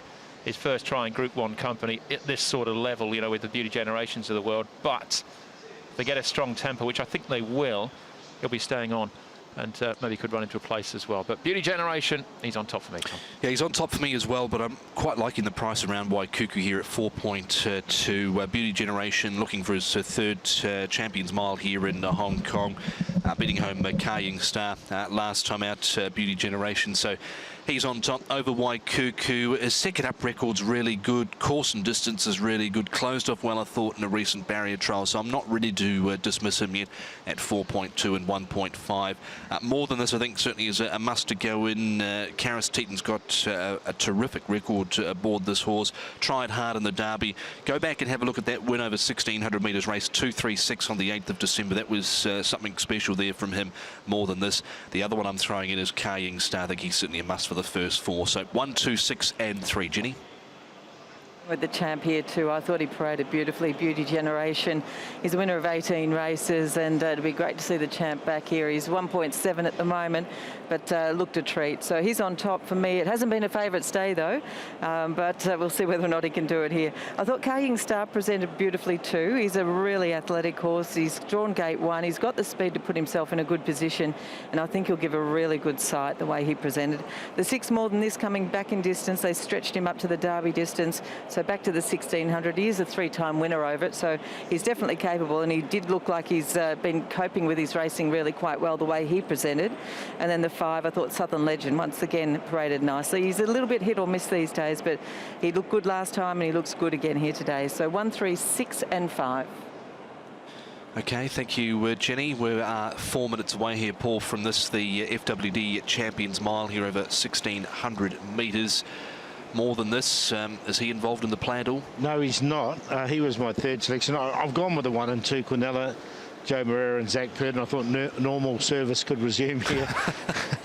I thought they won in the last race as well. 3.2 Quinella. Well, it kind of did with Joe winning. Yeah, it did with Joe, but not with Wellington at 1.4. But look, 3.2 Quinella, I thought 1 and 2. Normal circumstances, that's pretty good. It's not been a normal day, to be fair. It's 1.7 though, Beauty Generation, 4.3 Waikuku, 7.8 QEII Star, 50 Rattan, 15 Southern Legend, 6.1 more than this. Singapore Sling, of course, is out. 51 Fat Turtle, Thinking Big 87. So see what happens here in the mile. QEII Star, the likely leader. It was good to slow the speed map had predicted, probably more on the good side, I'd say. Antoine Hamilton, the draw of 1's ideal for his leading chances here. Yeah, definitely, and he's likely to lead, and I think Beauty Generation will sit outside him, so those two will be trying to dictate, well, they will be dictating. If they do go a little bit too far, I don't think they will, but Waikuku's going to be ready to pounce. I think he won't be far away. And more than this, he's the young pretender. He's come through the 4-year-old series, 3rd in the Derby, and now he's come up into this race. So we'll see how more than this goes. But there's plenty of support for him. Karis Teaton knows the horse very well, has won on him numerous times, and a 5-to-1 chance at the moment more than this, and that's been affected by how well Karis has done this afternoon. Would there be any interest in the price at all around Rattan there at 5.5 for a place with his course and distance record, not being out of the top 4, including him in quartets and whatnot? Anything could happen today. You sound defeated there, Paul. No, it's just one of those. It's an interesting one because it's you know, you expect certain horses to perform well. Now, obviously, Aetheria's got an excuse. There's no question about that. But Wellington, I thought, was disappointing on paper as well. And look, I thought there'd be a lot of favourites win today, and Chairman Lowe's been the only favourite all day. Yeah, it looked like that, didn't it? It did. Right throughout. And even Chairman Lowe had actually drawn quite badly, so he overcame that. And he was a loose favourite too, so he wasn't a heavily backed favourite. No. But that's why racing's so good. There's no such things as a certainty, is there? Absolutely. And that's why we all love it. And let's see if Beauty Generation can do the three-peat here. 1.7, so there's plenty of support, so you can. Interesting comments, Jenny, from John Moore with Ed Sadler before, saying, could this, well, paraphrasing here, but could this be potentially the last time you settle up? And he was quite coy on that. He was.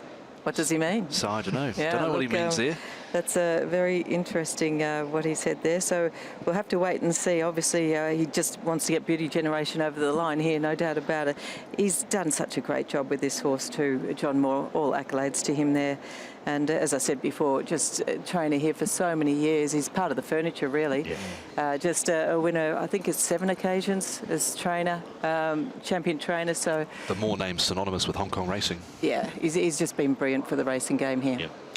There he is on screen, 8 Group 1s next to his name, Beauty Generation, shooting for his 3rd Champions Mile here this afternoon. Waikuku, it's hard to discount him here, Jenny, because we know he's so much better than what he produced last time out. 2nd up here. Maybe he just needed that run first up. John Size sort of indicating that earlier in the week, maybe. Yeah, look, there was about 41 days or so between runs, so maybe that was the case. And Paula, watching a bit of his track work during the week, I thought he'd picked up a little bit too. He looked good in the parade. He was walking out nice and freely, so I couldn't really find much wrong with him in that respect. And his work? His work was good, yeah. I thought his work was good, and it's probably the best I've seen from him for a little while as well. So that's why I think he's a big hope here to tip over Beauty Generation. I see that as a Quinella myself, 1 and 2. What was your opinion, Jenny, on more than this? I'd love to see them throw a set of blinkers on him. Hey, look, he's a lovely horse. They've got those side winkers on there.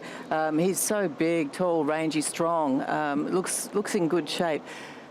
Coming back in distance from the Derby, that's my little query with him, whether or not he's going to be sharp enough for the 1600 now.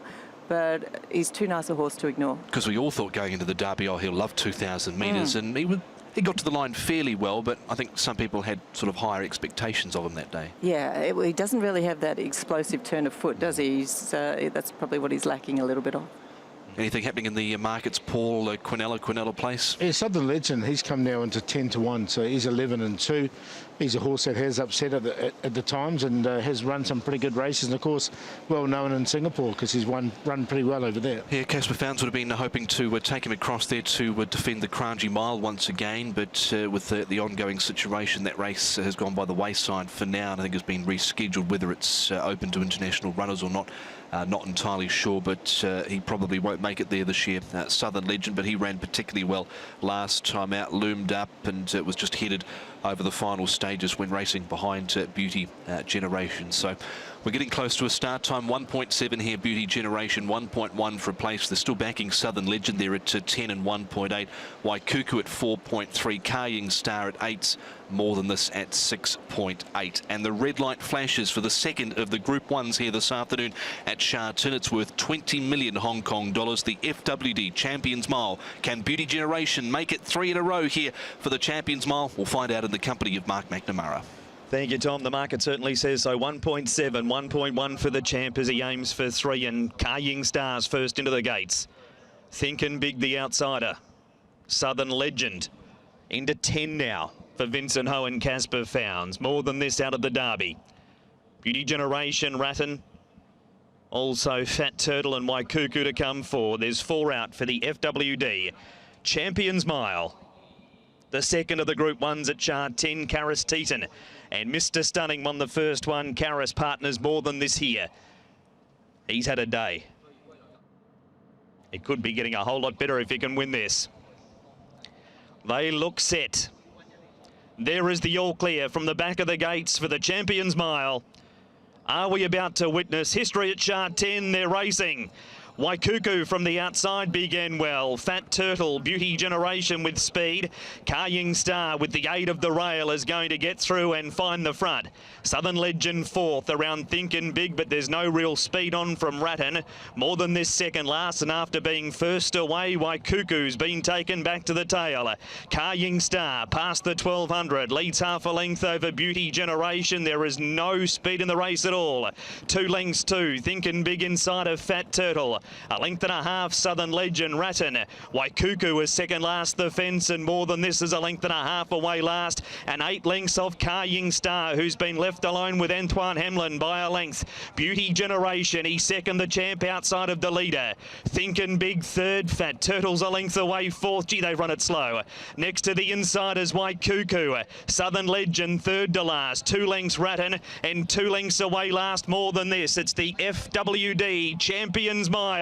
And Kaying Star with 500 metres to go leads half a length over Beauty Generation. Thinkin' Big third from Southern Legend, Fat Turtle, Waikuku. Then came Ratton. Beauty Generation has hit the lead. Southern Legend's gone after him to second. 2 lengths away, Ratton. It's Beauty Generation. He has to fight here, the champ. Southern Legend's gone with him and made the lead. Then Waikuku. Southern Legend's ahead in front. Beauty Generation's coming again. Southern Legend, Beauty Generation. Maybe Southern Legend got the head down. Southern Legend might have won the Champions Mile over Beauty Generation. It's a thrilling finish and a photo. Waikuku, Ratton, next to go past then is Thinkin' Big from Kaying Star and Fat Turtle. What a finish. Here it is, Southern Legend. Does he get the head down? Beauty Generation, he has. Southern Legend, Vincent Ho and Casper Founds have beaten a gallant Beauty Generation. Waikuku third. Southern Legend will win the FWD Champions Mile by a nose. Beauty Generation, he was clearly headed. He's been out-bobbed. What a month for Vincent Ho. He's won the Derby. He's won the Champions Mile in 1:33.13, Tom. It was a bob of the head. It's a short head, and Vincent's just found out 5 is in the frame. Thanks for that, Mark. Super effort. What a sterling battle over the final stages. Here's Andrew with Vincent Ho. Oh, Vincent, what a season you're having. That's just incredible. Do you think you'd won when you crossed the line? It was close, you know. Zach's horse coming back up, but yeah, it was close. And how special to win this Group 1 for Casper fans as well? Very special for my boss, you know. He have been supporting me a lot since I started, and he still trusted me to this day. And yeah, really thanks to him and for the whole team for, you know, treating all the horses very well. Enjoy this moment. Southern legend Vincent Ho wins the FWD Champions Mile. From a Southern legend, horse number 5, Vincent Ho, Casper Founds, 5-1, 2 and 4, a short head, 2 3/4, 1:33.13. What a battle over the final stages. We'll come back to the dividends shortly. Here's the replay. Are we about to witness history at Shard 10? They're racing. Waikuku from the outside began well. Fat Turtle, Beauty Generation with speed. Kaying Star with the aid of the rail is going to get through and find the front. Southern Legend fourth, around Thinkin' Big, but there's no real speed on from Ratton. More than this second last, and after being first away, Waikuku's been taken back to the tail. Kaying Star past the 1200, leads half a length over Beauty Generation. There is no speed in the race at all. 2 lengths 2, Thinkin' Big inside of Fat Turtle. A length and a half, Southern Legend, Ratton. Waikuku is second last, the fence, and more than this is a length and a half away last. And 8 lengths off Kaying Star, who's been left alone with Antoine Hamlin by a length. Beauty Generation, he's second, the champ outside of the leader. Thinkin' Big third, Fat Turtle's a length away fourth. Gee, they've run it slow. Next to the inside is Waikuku. Southern Legend third to last. 2 lengths Ratton, and 2 lengths away last. More than this, it's the FWD Champions Mile. And Kaying Star with 500 metres to go leads half a length over Beauty Generation. Thinkin' Big third from Southern Legend, Fat Turtle, Waikuku. Then came Ratton. Beauty Generation has hit the lead. Southern Legend's gone after him to second. 2 lengths away, Ratton. It's Beauty Generation. He has to fight here, the champ. Southern Legend's gone with him and made the lead. Then Waikuku. Southern Legend's ahead in front. Beauty Generation's coming again. Southern Legend, Beauty Generation. Maybe Southern Legend. What a win. Southern Legend, there's the photo to digest as well. Southern Legend beating home Beauty Generation there, Paul, and a sterling battle over the final stages. That's what we'd love to see, wasn't it? 2 horses, peak form, coming down the outside, fighting it out, and he didn't know who was going to win right until the post, and then Southern Legend got his head down at the right time. What a race. What a race, and what an absolute thriller, and well done to Mark McNamara. He called it. He called Southern Legend winning, and it was a head bobber, so he's called it right. Yep. Yeah, great performance there. Beauty Generation will lose no admirers after that. Just couldn't quite do it. And Paul, he was 10-10 for the place. Yeah, 107 a win, 19 for a place for the winner. And he actually was back late. 10-10 for Beauty Generation, 15 for Waikuku. Better run from him. The Quinella 1 and 5, 82. The Trio 125, 98. The Tears 5, 1 and 2, 1,107. And one thing we have to say about Beauty Generation, he did go down on the sword, didn't he? It was a really good run from him. He tried his heart out, didn't he, the old champ? Beauty Generation, no disgrace whatsoever, just going down by that very short margin there. As you said, Waikuku bounced back there to finish in third, and fourth, Rattan at good odds as well. Yeah, one to add into your first fours and quartets and whatnot. Rattan, Kaying Star, he couldn't go on over the final stages after leading, and the horse we weren't expected to be on the pace was Fat Turtle. Yeah, look, he was handy enough, wasn't he? And Thinkin' Big was getting a really nice run in behind them. He was just blocked for room, but once there was room, there wasn't a lot there. First 4 there, 405. If you manage to get that 1, 2, 4, 5 in the correct order, 5, 1, 2, 4, 14,801, and yeah, not a bad quartet dividend with the 2 favourites, second and third, but all honours to Southern Legend, G. Fort Home. Yeah, we're not able to go to Singapore this year and pick up the spoils over there, but they get the thick end.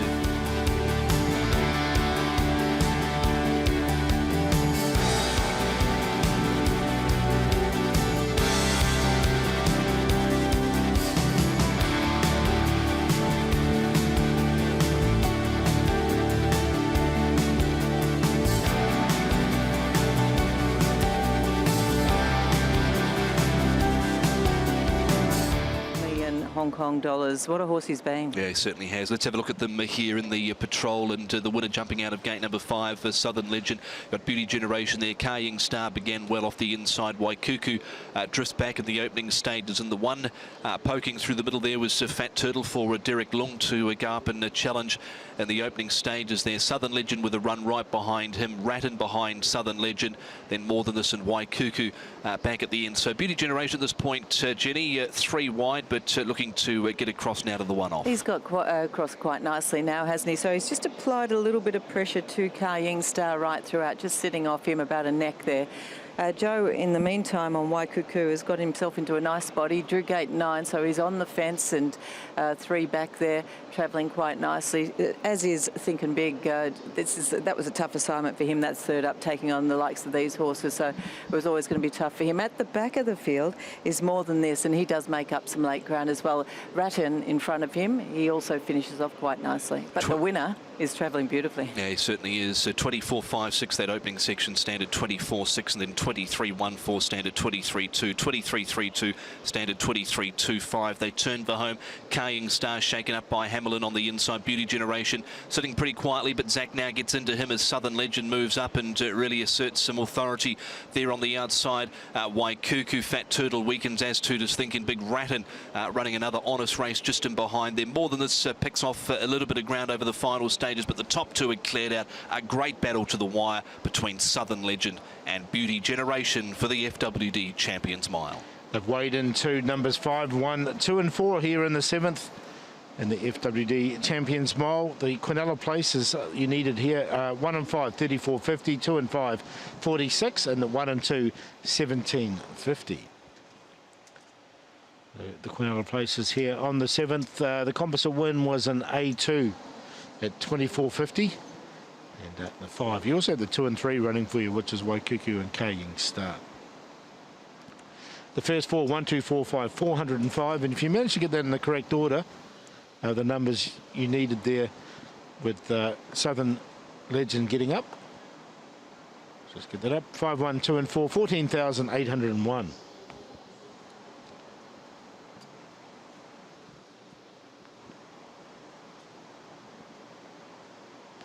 The double, 10 into 5, 1,250 cents. 10 into 1, 27.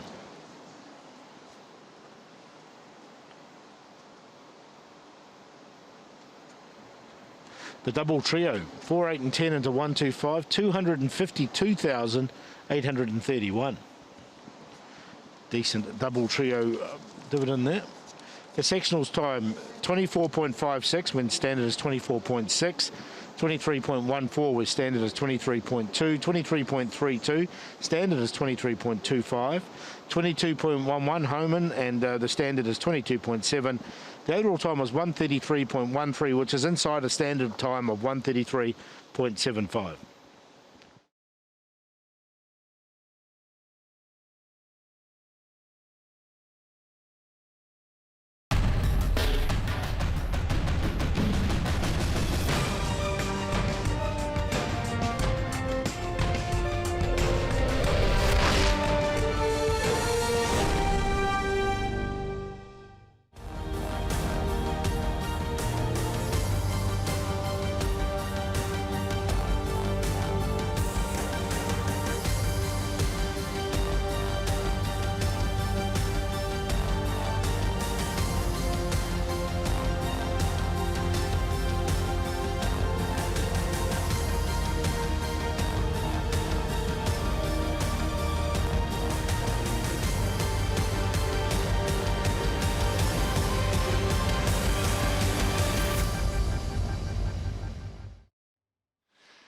FWD QEII Cup is up next. You see the barriers in the position. 2,000 metre start for the final Group 1 of the afternoon with $25 million on the table. Exultant is our favourite, carries saddlecloth number 1.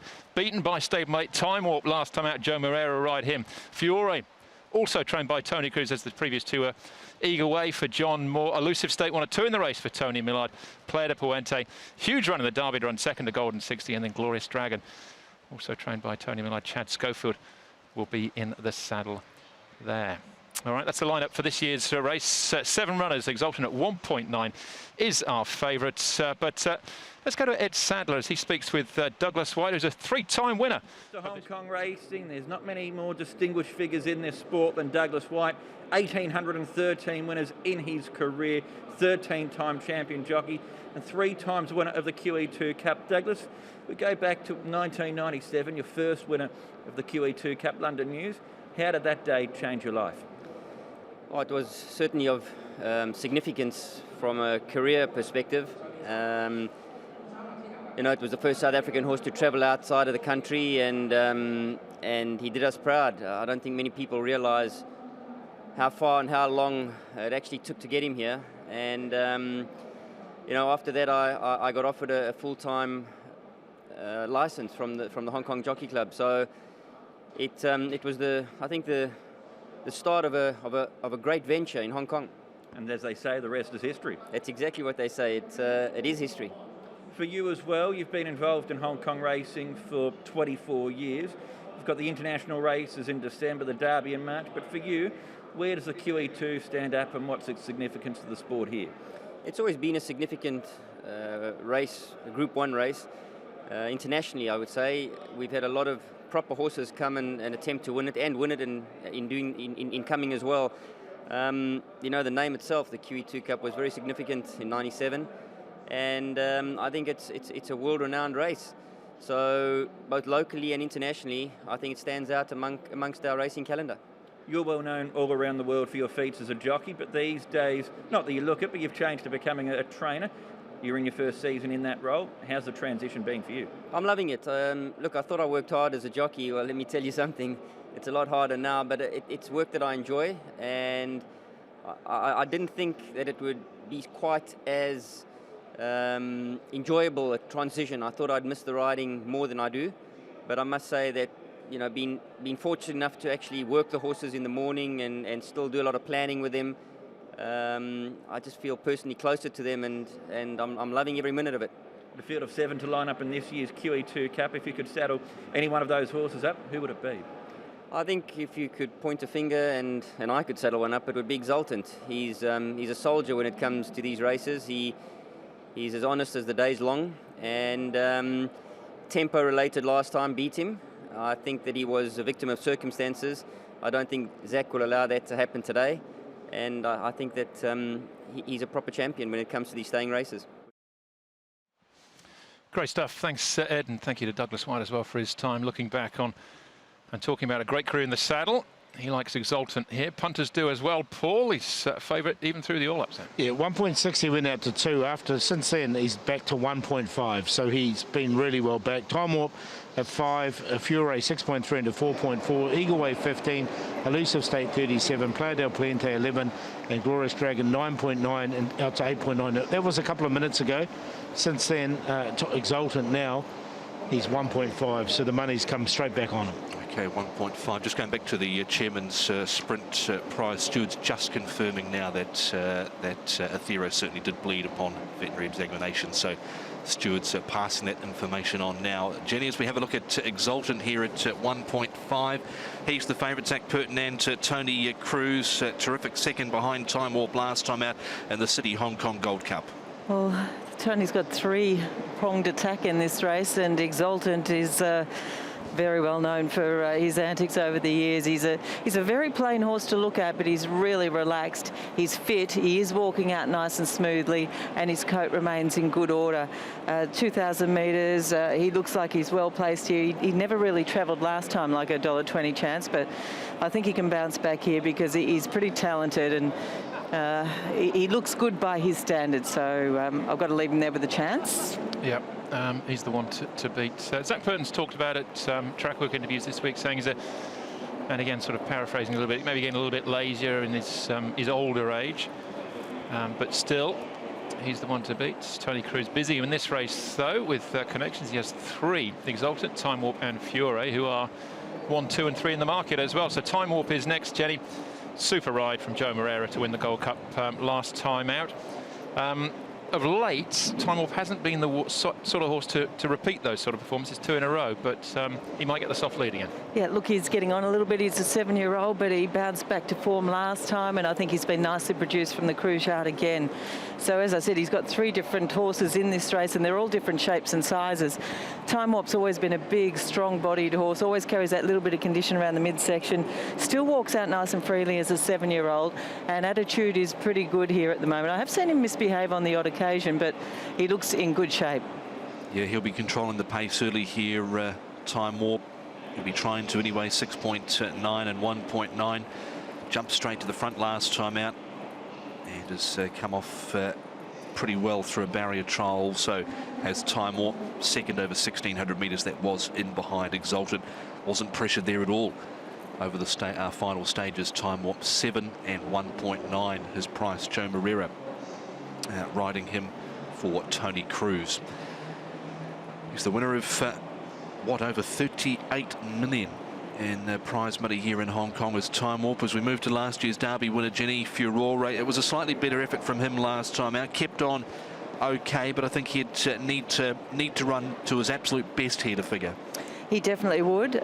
He's the third of the Tony Cruz horses. He hasn't had him for that long, but it was a better performance from him last time, and he is much more athletic than the other 2 ones. So he looks in good shape. He's walking out nice and freely. His coat's good, and he looks like he's quite keen and eager to get on with things. So I think he could run a bit of a race. I think he looks good. All right, that is Fiore. It might be as simple as that. 1, 2, 3. That's where they sit in the market. Having said that, if you watch the been watching earlier on this afternoon, it hasn't been that simple. But those are the 3 in single figures, all trained by Tony Cruz. With actually, Fiore doesn't have Group 1 form yet, does he, here in Hong Kong, the Hong Kong Derby, but certainly a feature race under his belt. Eagle Way should be next, a Group 1 regular over the years, Jenny, for John Moore. And has run some big races at big prices this season without really looking like winning a race. He's ultimately won 4 in his Hong Kong career. Look, he hasn't been able to feature in the top 4 this campaign, so really he's not going as well as you'd like. The horse is always really calm and collected in the parade. He still throws those front feet out when he walks, but clean enough in his walking action. I think he does look quite healthy and well. Might throw in a decent run the way he presents here. I don't think he's probably going well enough to win it, but he could place at odds. Yeah, he was ninth in the race last year, a good old Eagle Way. John Moore and Neil Cullen battled last start behind her lane leading star. That was at Class 1 level course and distance. Just a one-time winner course and distance from his 9 runs, with 1 other third placing to boot as well for Eagle Way. He's got 18.1 million Hong Kong dollars next to his name. Does Eagle Way in terms of prize money. 20 and 4.2 is his quote. Jockeys are coming out and catching up with connections. Here's Elusive State, more known for his all-weather performances, Jenny. Run down late last start on the all-weather behind Glorious Artist. He was another one, a bit like Big Time Baby, that went all the way to Dubai and wasn't able to get a run. He was in that same trial as Exalted and Time Warp. I hope he got his frequent flyer points doing so, but the horse actually comes back looking really quite well. He's an athletic type. He looks in good health, really good shine to his coat, and he appears to be walking out nicely, and he is extremely fit. So we know he's a much better horse on the all-weather surface, but I wouldn't totally discount him the way he presents here. He's been beautifully presented.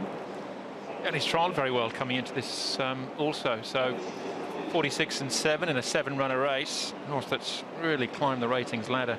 Testament to all the hard work that Tony Millard and his team have put into this horse, Elusive State, to get to a rating of 108. He's tried the course and distance for the first time. He wins 5 of them over the 1650 on the all-weather. That's as far as he's won so far in Hong Kong. Player de Puente, well, what a ride by Blake Shin in the Derby. Didn't quite come off, but made the race to a certain extent. I don't know if he can do it again, though, Jenny.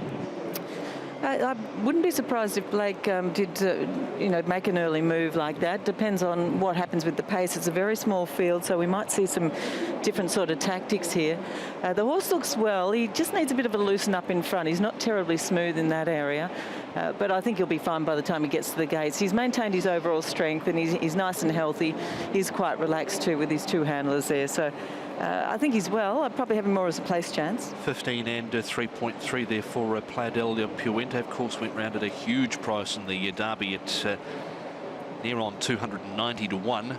And nearly pulled it off there, did Blake Shin with the Plaidel Puente. Glorious Dragon here, Jenny. Wasn't the plan to run in this race. They were looking at the Champion Chapter Cup coming up at the end of May, but here they are with the small numbers, 11 and 2.9. Yeah, look, he was a bit unlucky last time. He bombed the start, and he ran on really quite well at the end of that race. He's a real athlete. He's tall, he's rangy, he walks out beautifully, and he looks in good health and condition as well. He's just a really fit horse that is quite alert here, so I could give him a chance. I think he looks good. He's got the win over the 2,000 metres. Interesting to see him as short as he is. It's much shorter than his stablemate as well, Elusive State. 12 and 2.9 about Glorious Dragon. I think he's certainly a horse for the future. We haven't got to the bottom of him just yet. Those are the 7 runners for the FWD QEII Cup. Jenny needs to put top 4 together, Paul, so while she does that, we'll have a quick look at the market. Exultant 1.4, clear favourite here from Time Orbit at 7, Fiore 7.5, 20 about Eagle Way, 46 the outsider is Elusive State, Plaidel Puente at 15, and Glorious Dragon 12. Okay, so runners parading here. We're still at 13 minutes before the FWD QEII Cup here. Group 1, 25 million Hong Kong dollars up for grabs here. That's just over 14.2 million for the winner here. Jenny, who are your top 4 from the paddock out of the field of 7? All right, well, we've got a few different shapes and sizes here, and I've got to say I like the way Fiore presented here. He looks really well. He's a very athletic horse. He looks in great health as far as his coat goes, and he's walking out really freely, nice and casual in the parade. So I'm going to go with the 3 on top. Of number 7, Glorious Dragon, the bottom weight here, he looks in really good condition as well. He's a lovely athletic horse. He's been beautifully behaved, and he's walking out really freely too. So he goes in. The 2 Time Warp, big strong horse. He looks in great shape, and I think if he gets an easy enough time of things in front, he's going to give a really good sight here. And of the rest, I thought number 1, Exultant. Well, as I mentioned, you know, he's a plain horse, but he's probably the best horse in the race. He definitely looks fit and well by his standards. He just never really stands out in the looks department. So 3, 7, 2 and 1 for me. All right, 3 comes out on top. Fiore 7.4 and a 3 in the race for Tony Cruz, who we're hoping to catch up with very shortly, Mark. We might just get your quick selections though here, and then we'll come back to Ed and Tony. Mark, so your top 4 here for the QE2. Okay, Andrew, 2, 1, 6 and 3. Time Warp because he's going to be in front. Just a question of if he can stay there the entire. Exultant to run second, looking to go 1 better than he did behind Windbright last year. Plaidel Puente, superb in the Derby in defeat. Number 3, Fiore. Derby winner, he'll run out 2,000 metres. He ran 4th behind Beauty Generation. 2, 1, 6, 3, race number 8. Righto, let's head down to Ed Sadler. He's standing by with Tony Cruz. Tony, thanks for joining us here. This is a race you've won before. You've been waiting a while for it to come around for Exultant. How are you feeling now that the day is here with him? Yeah, we've been waiting a long time, you know. It's been 9 weeks for this race. And I think he's in really good shape, Exultant. I think it's lucky. We've been lucky, blessings to it, because there's no other foreign horses in this race. I think we can all see we're the better horse, you know. I think Exultant is one of the main dangers, yeah. Is he the one to beat in the race? As we said, second last year, but no international horses. Yeah. Obviously, he's the one. Did it surprise you the Time Warp beat him last time? Yes, because I think Zach left him too much to do. Left him too far behind. You know, today's small field, he has to be in a handy position. He can't go around this way. So we'll see. Definitely. Time Warp, as we say, returning to form last time out. Had you changed anything with his training, or how were you able to get him to win last time? Well, you know, everybody left him alone, and Time Warp liked to be on his own. If he's coming to straight in front on his own, I think it's hard to run him down. That's how we stole this race last time, you know. And Fiore, it's not every day the Derby winner walks into your stable. He's only the 1 run for you, Tony. What have you learned about this horse?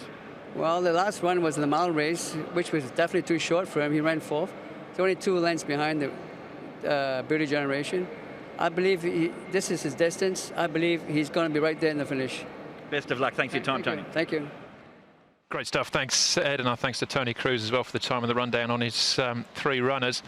There is Fiore as well, with Karis Teaton in the saddle. Back to his Derby winning trip, Paul, as well. He's got to be dangerous, but ultimately, how do you think it plays out? Yeah, look, I thought that if they do leave Time Warp alone, as Tony said, and I can see that happening, he is a very hard horse to get past. So 6.9, I was willing to take a chance. I mean, Exultan's obviously the hardest to beat, his stablemate, so I went 2 to beat 1. Not much between the two, but at the prices, which I did expect they would be something like this, I think there's you can take a risk there with Time Warp at 6.8.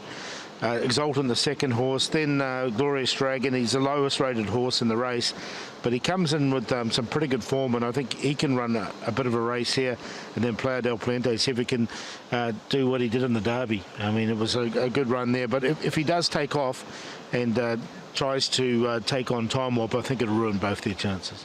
Yeah, so interesting to see what Blake does, but Playa del Puente certainly has a level of ability that has to be respected coming into a race like this. But of the 7 runners, I came up with 1, 2, 3, 7. Exultant, 1.3 money back. I mean, everyone can probably find that himself. But I think he can turn things around with Time Warp. The reason being is that as great as Time Warp is, and I've been one of his biggest fans, and he's made his way through his career in Hong Kong, he's not the most consistent horse in the world. It's been a long time since he's put 2 together. So, yes, he might get a soft lead. But, again, working on the angle of just a horse that always delivers. Exultant is that horse. And I think he can win here, win the QE2. So he goes on top of Time Warp. 1, 2, 3 for Tony Cruz. And then Glorious Dragon, I'm in the same camp, really, as Paul Tom. I think this horse, although it's maybe wasn't the original plan, I think he can pick up some nice prize money here on his way to a bid for the Champions and Chapter Cup. Yeah, I've got him in the mix too, Glorious Dragon. 1.3 around Exultant, though. Plenty of people still keen to take the short odds. I wouldn't be exactly a brave soul after what's happened in the last couple of races to do so, but plenty are, and he's the favourite here, and he's looking very dour at this point of his career. Race just behind midfield, hard ridden at the 600 metres, kept coming, but it was too late in the end. Time Warp had pinched it off the front. He was pushed out from the 400 metres in that recent trial he won over 1600 metres, and prior to that he'd trialled on the all-weather, and he always trials ordinary on the all-weather, so all aligned through that trial. Pretty good last time out. Second to Winbright in this race last year was Exultant, hoping he can go one better. Time Warp, he'll be there for a long way. He only beat 2 home in this race last year. Plenty thought he'd gone off the boil, but then he came back out and won the Hong Kong Gold Cup back mid-February. Good barrier trial over the 1600 metres, was held together. Controlled beautifully from the front by Joe Moreira was Time Warp last time out. There he is heading to the start. He's at 7.2 and 1.8. Give the 6 a shout here. Playa del Puente at 16 and 3.4. It's a hero run in the Derby, really. Great run. Just knocked over the final stage, knocked off over the final stages there by Golden 60. Tailed off in a recent barrier trial. Wouldn't read too much into that. And Glorious Dragon. This wasn't the original plan, but I think he can run some sort of a race here. Of course, he did bomb the start 2 runs ago behind Time Warp, and then wasn't too far from Amazing Beats, beaten a short head and a nose last time out. So he's interesting here. Chad Schofield from gate number 2 has had a couple of trials. So 1, 2, 6 and 7, Ginny. It's a small but intriguing race coming up here. Tony Cruz's horses all looked really well, and I've thrown in a Millard horse as well. So I've gone with the 3 horse on top, Fiore. He hasn't been with Tony all that long, but definitely went better. If he can jump on terms here, I think he could run a bit of a race. He's a really athletic type. He looks in great shape. The 7 paraded well. Glorious Dragon from the Tony Millard yard. Gate 2 for him. He's probably going to get back a little bit here, so he'll need some speed on. He's likely to get it, and if he does, he should be running on at the end. The 2 Time Warp, he's going to be up there for a long way. Might even be able to take it out. And of course, number 1 Exultant. Well, he's just an extremely good horse over a distance like this. Should be hard to beat. But on looks, 3, 7, 2 and 1. So someone called Tony's going to win it, Jenny. Just yeah, for sure. For there sure. We go. Not sure that's a bad option here in race number 8, the FWD QEII Cup. But what is our play, Paul? What are we doing? Yeah, around the Quinella 1 and 2. Exultant's just too short, I thought, at 1.3. So Time Warp, his stablemate. So 1 and 2 Quinella. It's currently 3.5 for Quinella. With Exultant 1.3, Time Warp 7.3, Ferrari 8, Eagle Way 22, Lucio State the outsider at 50s, 16 Playa del Puente and 12 about Glorious Dragon.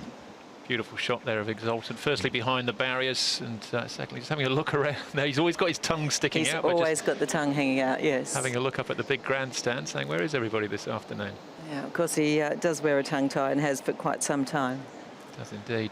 He has in the past, though. We talk about, he got back, and Tony Cruz even said it himself there, Tom, that Time Warp just got first run on him, but he has been versatile in the past. And he has been forward. He's thrown in mid-race moves as well. So it's not just he's a one-trick pony by any stretch. Yeah, well, in the Vase here, going back to December, he was up on the pace, leading on that occasion. In the end, eventually downed by Glory Vase. So he is versatile. But if Time Warp's able to get away and control, we know when Time Warp's in front, he doesn't exactly go slow. He might appear to be going slow, but he still can rattle off some fairly handy sectionals. So it's just going to be interesting what Zach decides to do with him, where he puts him in the run, just to keep Time Warp in close attendance.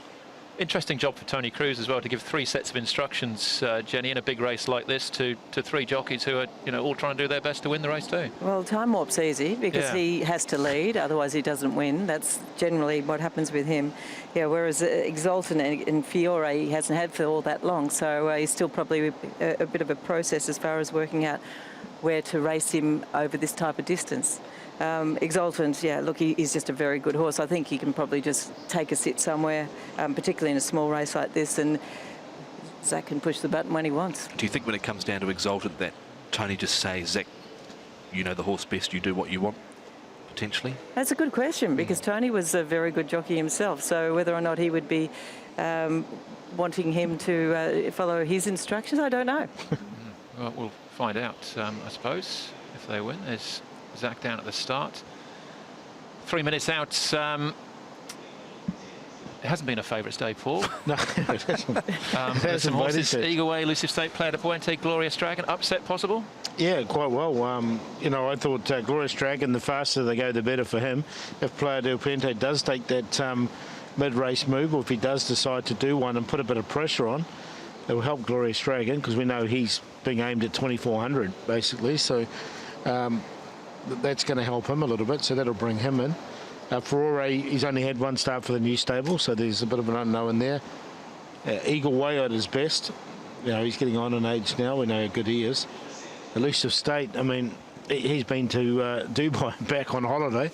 Hasn't managed to have a run like Big Time Baby. We did him no harm, did it? Gee, did it? Certainly didn't. He's come back looking well too, yeah. I've got to say. He's had 119 days since he's raced.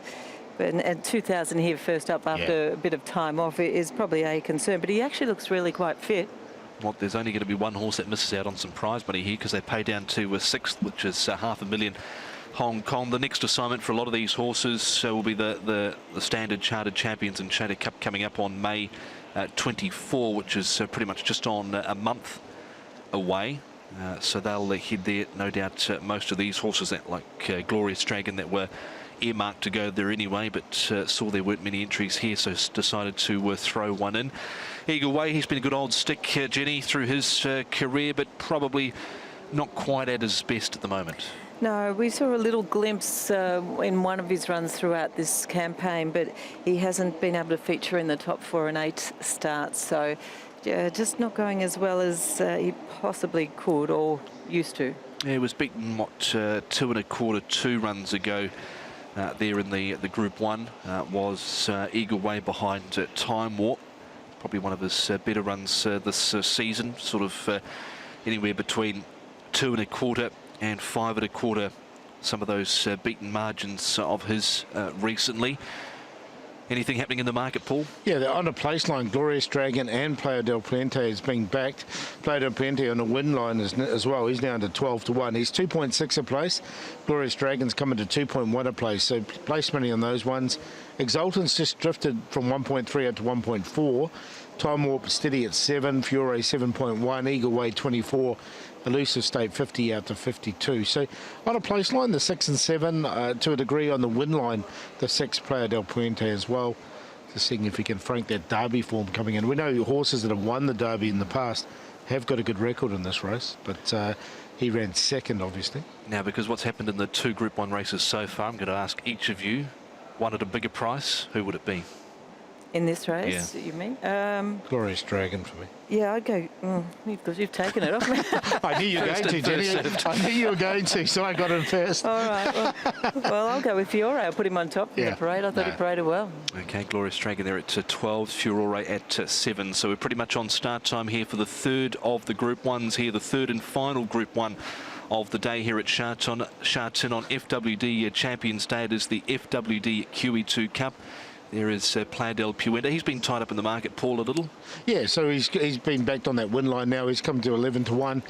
So 12 and 2.5. More place money for Fiore now. He's down to 1.6 a place, 6.9 a win. Time Warp's just come into 6.8. So just like a little bit of money going on all the other horses except for Exultant, and he's just steady there at 1.4. Yep, 1.4 for Exultant, who ran second in this race last year to the Japanese raider Winbright. He's won 9 times through his career, Exultant, from his 23 starts here in Hong Kong, and amassed over 53.3 million in prize money has Exultant for his connections. Zach Purton hasn't had a winner on the day yet, Jenny, but gone close in a couple of races now. Oh, it's been a disappointing day, no doubt, for Zach, because it looked like on paper that he had a number of really strong rides. Of course, the Thero going and miss certainly wouldn't have helped things. Boys, I was having a look at the trophy for this race, and it was presented by Her Majesty Queen Elizabeth back in 1975 for the first time on the 5th of May. A long, long time ago. It was. Yeah. We heard from Douglas White before that, one of the real time-honoured races here on the program in Hong Kong, the calendar in Hong Kong, the QEII Cup, and this year $25 million up for grabs. Shouldn't be long before they're called into the gates here. Runners still circling around. It's about 100 metres down to the winning post into the first turn. Time Warp will charge forward, no doubt, like he did last start, and no doubt that's what he likes to do, and that's what he'll no doubt do here this afternoon. Time Warp 6.6 and 1.5. The favourite Exultant at 1.4 and 1 for the third and final of the Group 1s here this afternoon, the FWD QEII Cup with Mark McNamara. Thank you, Tom. With that red light on, these runners are starting to come forward. Furore, of course, won the Derby over this distance last season. Eagle Way's about to come up. Playa del Puente, amazing finish to the Derby this year when he was cut down late by Golden 60. Time Warp goes in. We wait for Glorious Dragon and Exultant. The FWD QEII Cup at least. $1.40, 1.4 Exultant. The third of the Group 1s. Exultant 1.4. Just the 7 runners. Set at the 2,000. Racing. Glorious Dragon, Furore both away well. Time Warp, as expected, heads forward and Elusive States in a line of 4 at the winning post the first time. Exultants around Eagle Way and Playa del Puente dropped out to last. Time Warp is 3 wide around the first turn, but is going to cross down and find the rail now. Furore takes a trail inside of the grey Glorious Dragon, and 3 wide is Elusive State. Exultant the centre. Eagle Way's on the rail and Playa del Puente is a length away last. It's Time Warp going to the back with around 1,500 to run. 3/4 of a length over Glorious Dragon.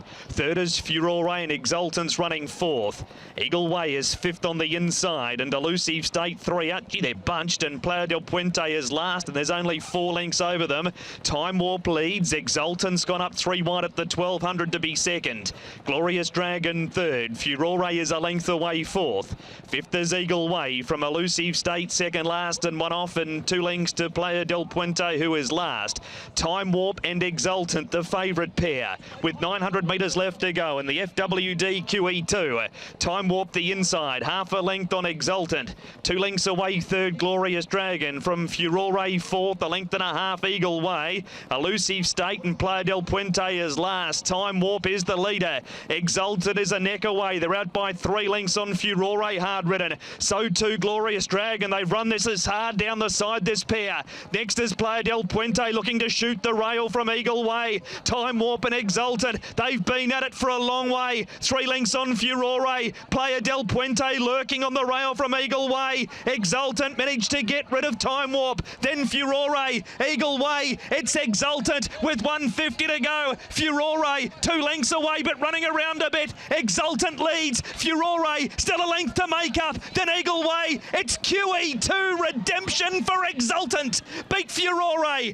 third over Eagle Way, then Playa del Puente, next in Glorious Dragon, Elusive State, and Time Warp are the last two in. Exultant, Zach Purton and Tony Cruz. No Winbright this year. The Japanese Raider beat him last year. 12 months later, he had to be good because he and Time Warp went to war a long way out.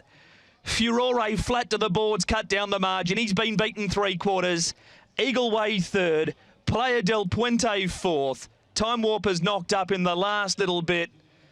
He had to be really good to win that. That was a sustained run. Zach moved at the 1200.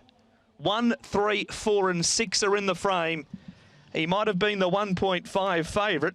He had to be very, very good to win as the 1.5 favourite. Tom, the time, a nice, easy, even 2 minutes, 3/4, 2.5. Exultant has got QE2 redemption from 12 months ago. Thanks, Mark. A great call. Exultant, too good over the final stages. Gee, the acid went on early, Jenny, from the 1200. That section 22.71 for the third section, I should say, when standards normally 24.3.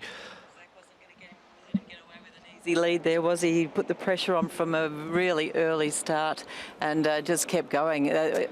All credit with the winner there. That was a tough win. It was a real slugfest down the side between Zach and Joe. Time Warp weakened over the final stages. There is Exultant, though. That's his 10th win now at start number 24. Nice pat down the neck there from Zach Purton. That'll mean a lot, no doubt. And Andrew Lejeune standing by to chat with Zach.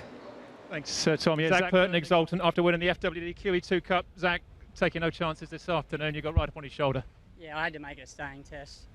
I couldn't sit back like we did last time, so we did that. It was the best day in Hong Kong, obviously, and I must say I was a bit worried with 200 to go. I was flat, I was empty. One of the few races that escaped you in the past, though, so that's one to put on the TV. Oh, mate, exactly. The feeling going over the line, knowing that now I'm the only jockey in Hong Kong to win every Group 1 here. It's a nice one. I've run second in this race so many times. And like I said, I thought I was going to run second again, but you know, this is nice. It caps off a frustrating day, but you know, mate, the Group 1 races, they're hard to win. They certainly are. Enjoy this. Exultant champion stayer. He wins the FWD QEII Cup. Purton there with Andrew Lejeune. 1.4. Just the 7 runners. Set at the 2000. Racing. Glorious Dragon, Furore both away well. Time Warp, as expected, heads forward and Elusive States in a line of 4 at the winning post the first time. Exultance around Eagle Way and Playa del Puente dropped out to last. Time Warp is 3 wide around the first turn, but is going to cross down and find the rail now. Furore takes a trail inside of the grey Glorious Dragon, and 3 wide is Elusive State. Exultant the centre. Eagle Way's on the rail and Playa del Puente is a length away last. It's Time Warp going to the back with around 1,500 to run. 3/4 of a length over Glorious Dragon. Third is Furore and Exultance running 4th. Eagle Way is 5th on the inside and Elusive State 3 out. Gee, they're bunched and Playa del Puente is last and there's only 4 lengths over them. Time Warp leads. Exultance gone up 3 wide at the 1,200 to be second. Glorious Dragon third. Furore is a length away 4th. 5th is Eagle Way from Elusive State second last and 1 off and 2 lengths to Playa del Puente who is last. Time Warp and Exultant, the favourite pair, with 900 metres left to go in the FWD QEII. Time Warp the inside, half a length on Exultant. 2 lengths away, third Glorious Dragon. From Furore fourth, a length and a half Eagle Way. Elusive State and Playa del Puente is last. Time Warp is the leader. Exultant is a neck away. They're out by 3 lengths on Furore, hard ridden. So too Glorious Dragon. They've run this as hard down the side, this pair. Next is Playa del Puente looking to shoot the rail from Eagle Way. Time Warp and Exultant, they've been at it for a long way. 3 lengths on Furore. Playa del Puente lurking on the rail from Eagle Way. Exultant managed to get rid of Time Warp. Then Furore, Eagle Way. It's Exultant with 150 to go. Furore 2 lengths away but running around a bit. Exultant leads. Furore still a length to make up. Then Eagle Way. It's QE2 redemption for Exultant. Beat Furore. over Eagle. For Zach Purton and Tony Cruz, he's nothing flashy, Paul, but he gets the job done. He does, and he put the pressure on a stablemate a long way out. He was on time warp, and he just outstayed them really in the end and paid $15.50, $11, $13 second, 13 for second for Ferrari, and then for third 44 for Eagle Way. 1, 3, 4 and 6. The Quinella 1 and 3 37. The trio 1, 3, 4 179, and the test 1, 3, 4 419.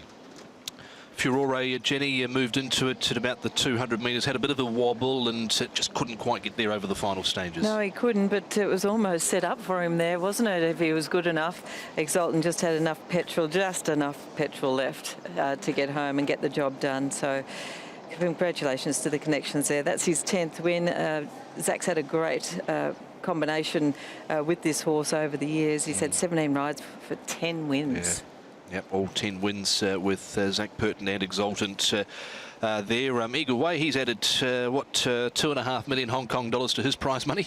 Well, you know, he threw in one good run, I think, earlier on in the season, and he's thrown in another good one here today. The tempo was probably assisting him in just running on too. Yeah. Fourth across the line was 6 Playa del Puente. We didn't see him make that move this time with all that speed that went on from the 1,200 metres. Blake Shin, he sort of battled away, and the Millard pair were behind them. Elusive State caught a little bit wide throughout. Yeah, they were both back, and also Time Warp, who sort of dropped out after that torrid pace mid sections. Yeah, he dropped out over the final stages. So the third section, 22.71 standard 24.3, and then 22.7 standard 20.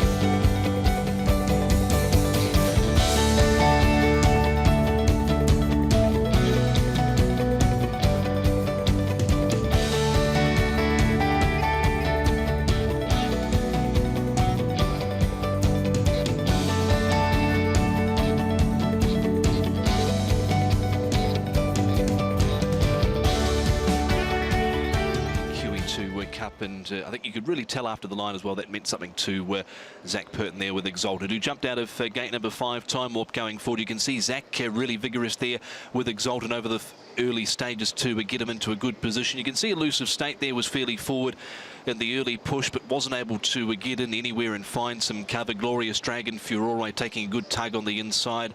Eagle Way, now Exultant has settled back, second and third last here at this point, and Playa del Puente last. And at this stage, Paul, Time Warp getting things his own way. Yes, he's under a decent hold here. You can see on the outside, Glorious Dragon, the grey going nicely. Exultant just starting to come off his back now, and Furore getting a nice run just in behind. 3 wide, Elusive State. So Exultant is now peeled out. Elusive State's got a little bit of cover there from Exultant now, and Exultant, Jenny, now starts to move into the race pretty strong, and this is where they really click things up a gear. Yeah, well, look, Zach was obviously quite certain of what he wanted to do. He wanted to make it a real strong staying test, so now he puts the pressure on Time Warp. And we know Time Warp always needs a soft lead in front on his own, so now he's got this pressure on. It's going to make it a whole lot tougher for him here today, and that was the case. He just couldn't go on with it. Glorious Dragon, 1 back, 1 out. Furore on the rail. Eagle Way had kept Elusive State trapped a little bit wide there as they made their way down the side, passing the 700. Playa del Puente just niggled along at the back there as well, but this is where it really started to click up for the guys down the side here. Morera and Purton. Morera on Time Warp, Purton on Exalted. A bit of a bump there coming for home as Time Warp got away from the rail. You can see Furore now out into the clear. There's a big passage up the inside for Playa del Puente if he was to be good enough. Eagle Way out wide, a Glorious Dragon and Elusive State back behind them, but starts to really run them into the ground here over the final stages, does Exultant. Bit of a wobble there from Furore. Eagle Way with the baldy white face staying on fairly well out wide. A Time Warp just dropping back over the final stages, but in the end was just far too good for them, was Exultant. 2 minutes even the time. And there's the Longines World Best Jockey table with Joe Morera 54 points, Zach Purton 42. So 54 plays 42 in terms of the Longines World's Best Jockey. They've weighed in here in race number 8 with the favourite winning Exultant. We'll get some of those dividends up there for you. 1, 3, 4 and 6. As you can see, the numbers that you needed here. In the 8th, the Quinella 1 and 3, 1750, 1 and 4, 56, 3 and 4, 119.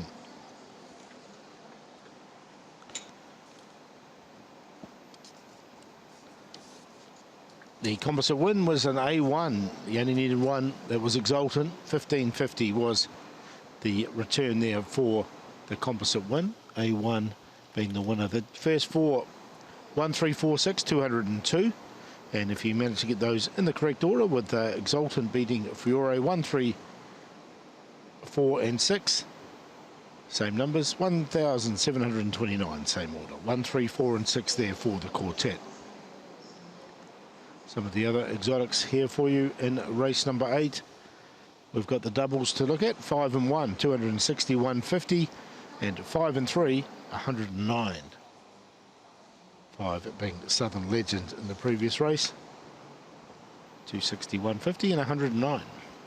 Now here are the sectional times. 25.94. We've got 24.70, 22.71. These are the quick ones. 22.7, 23.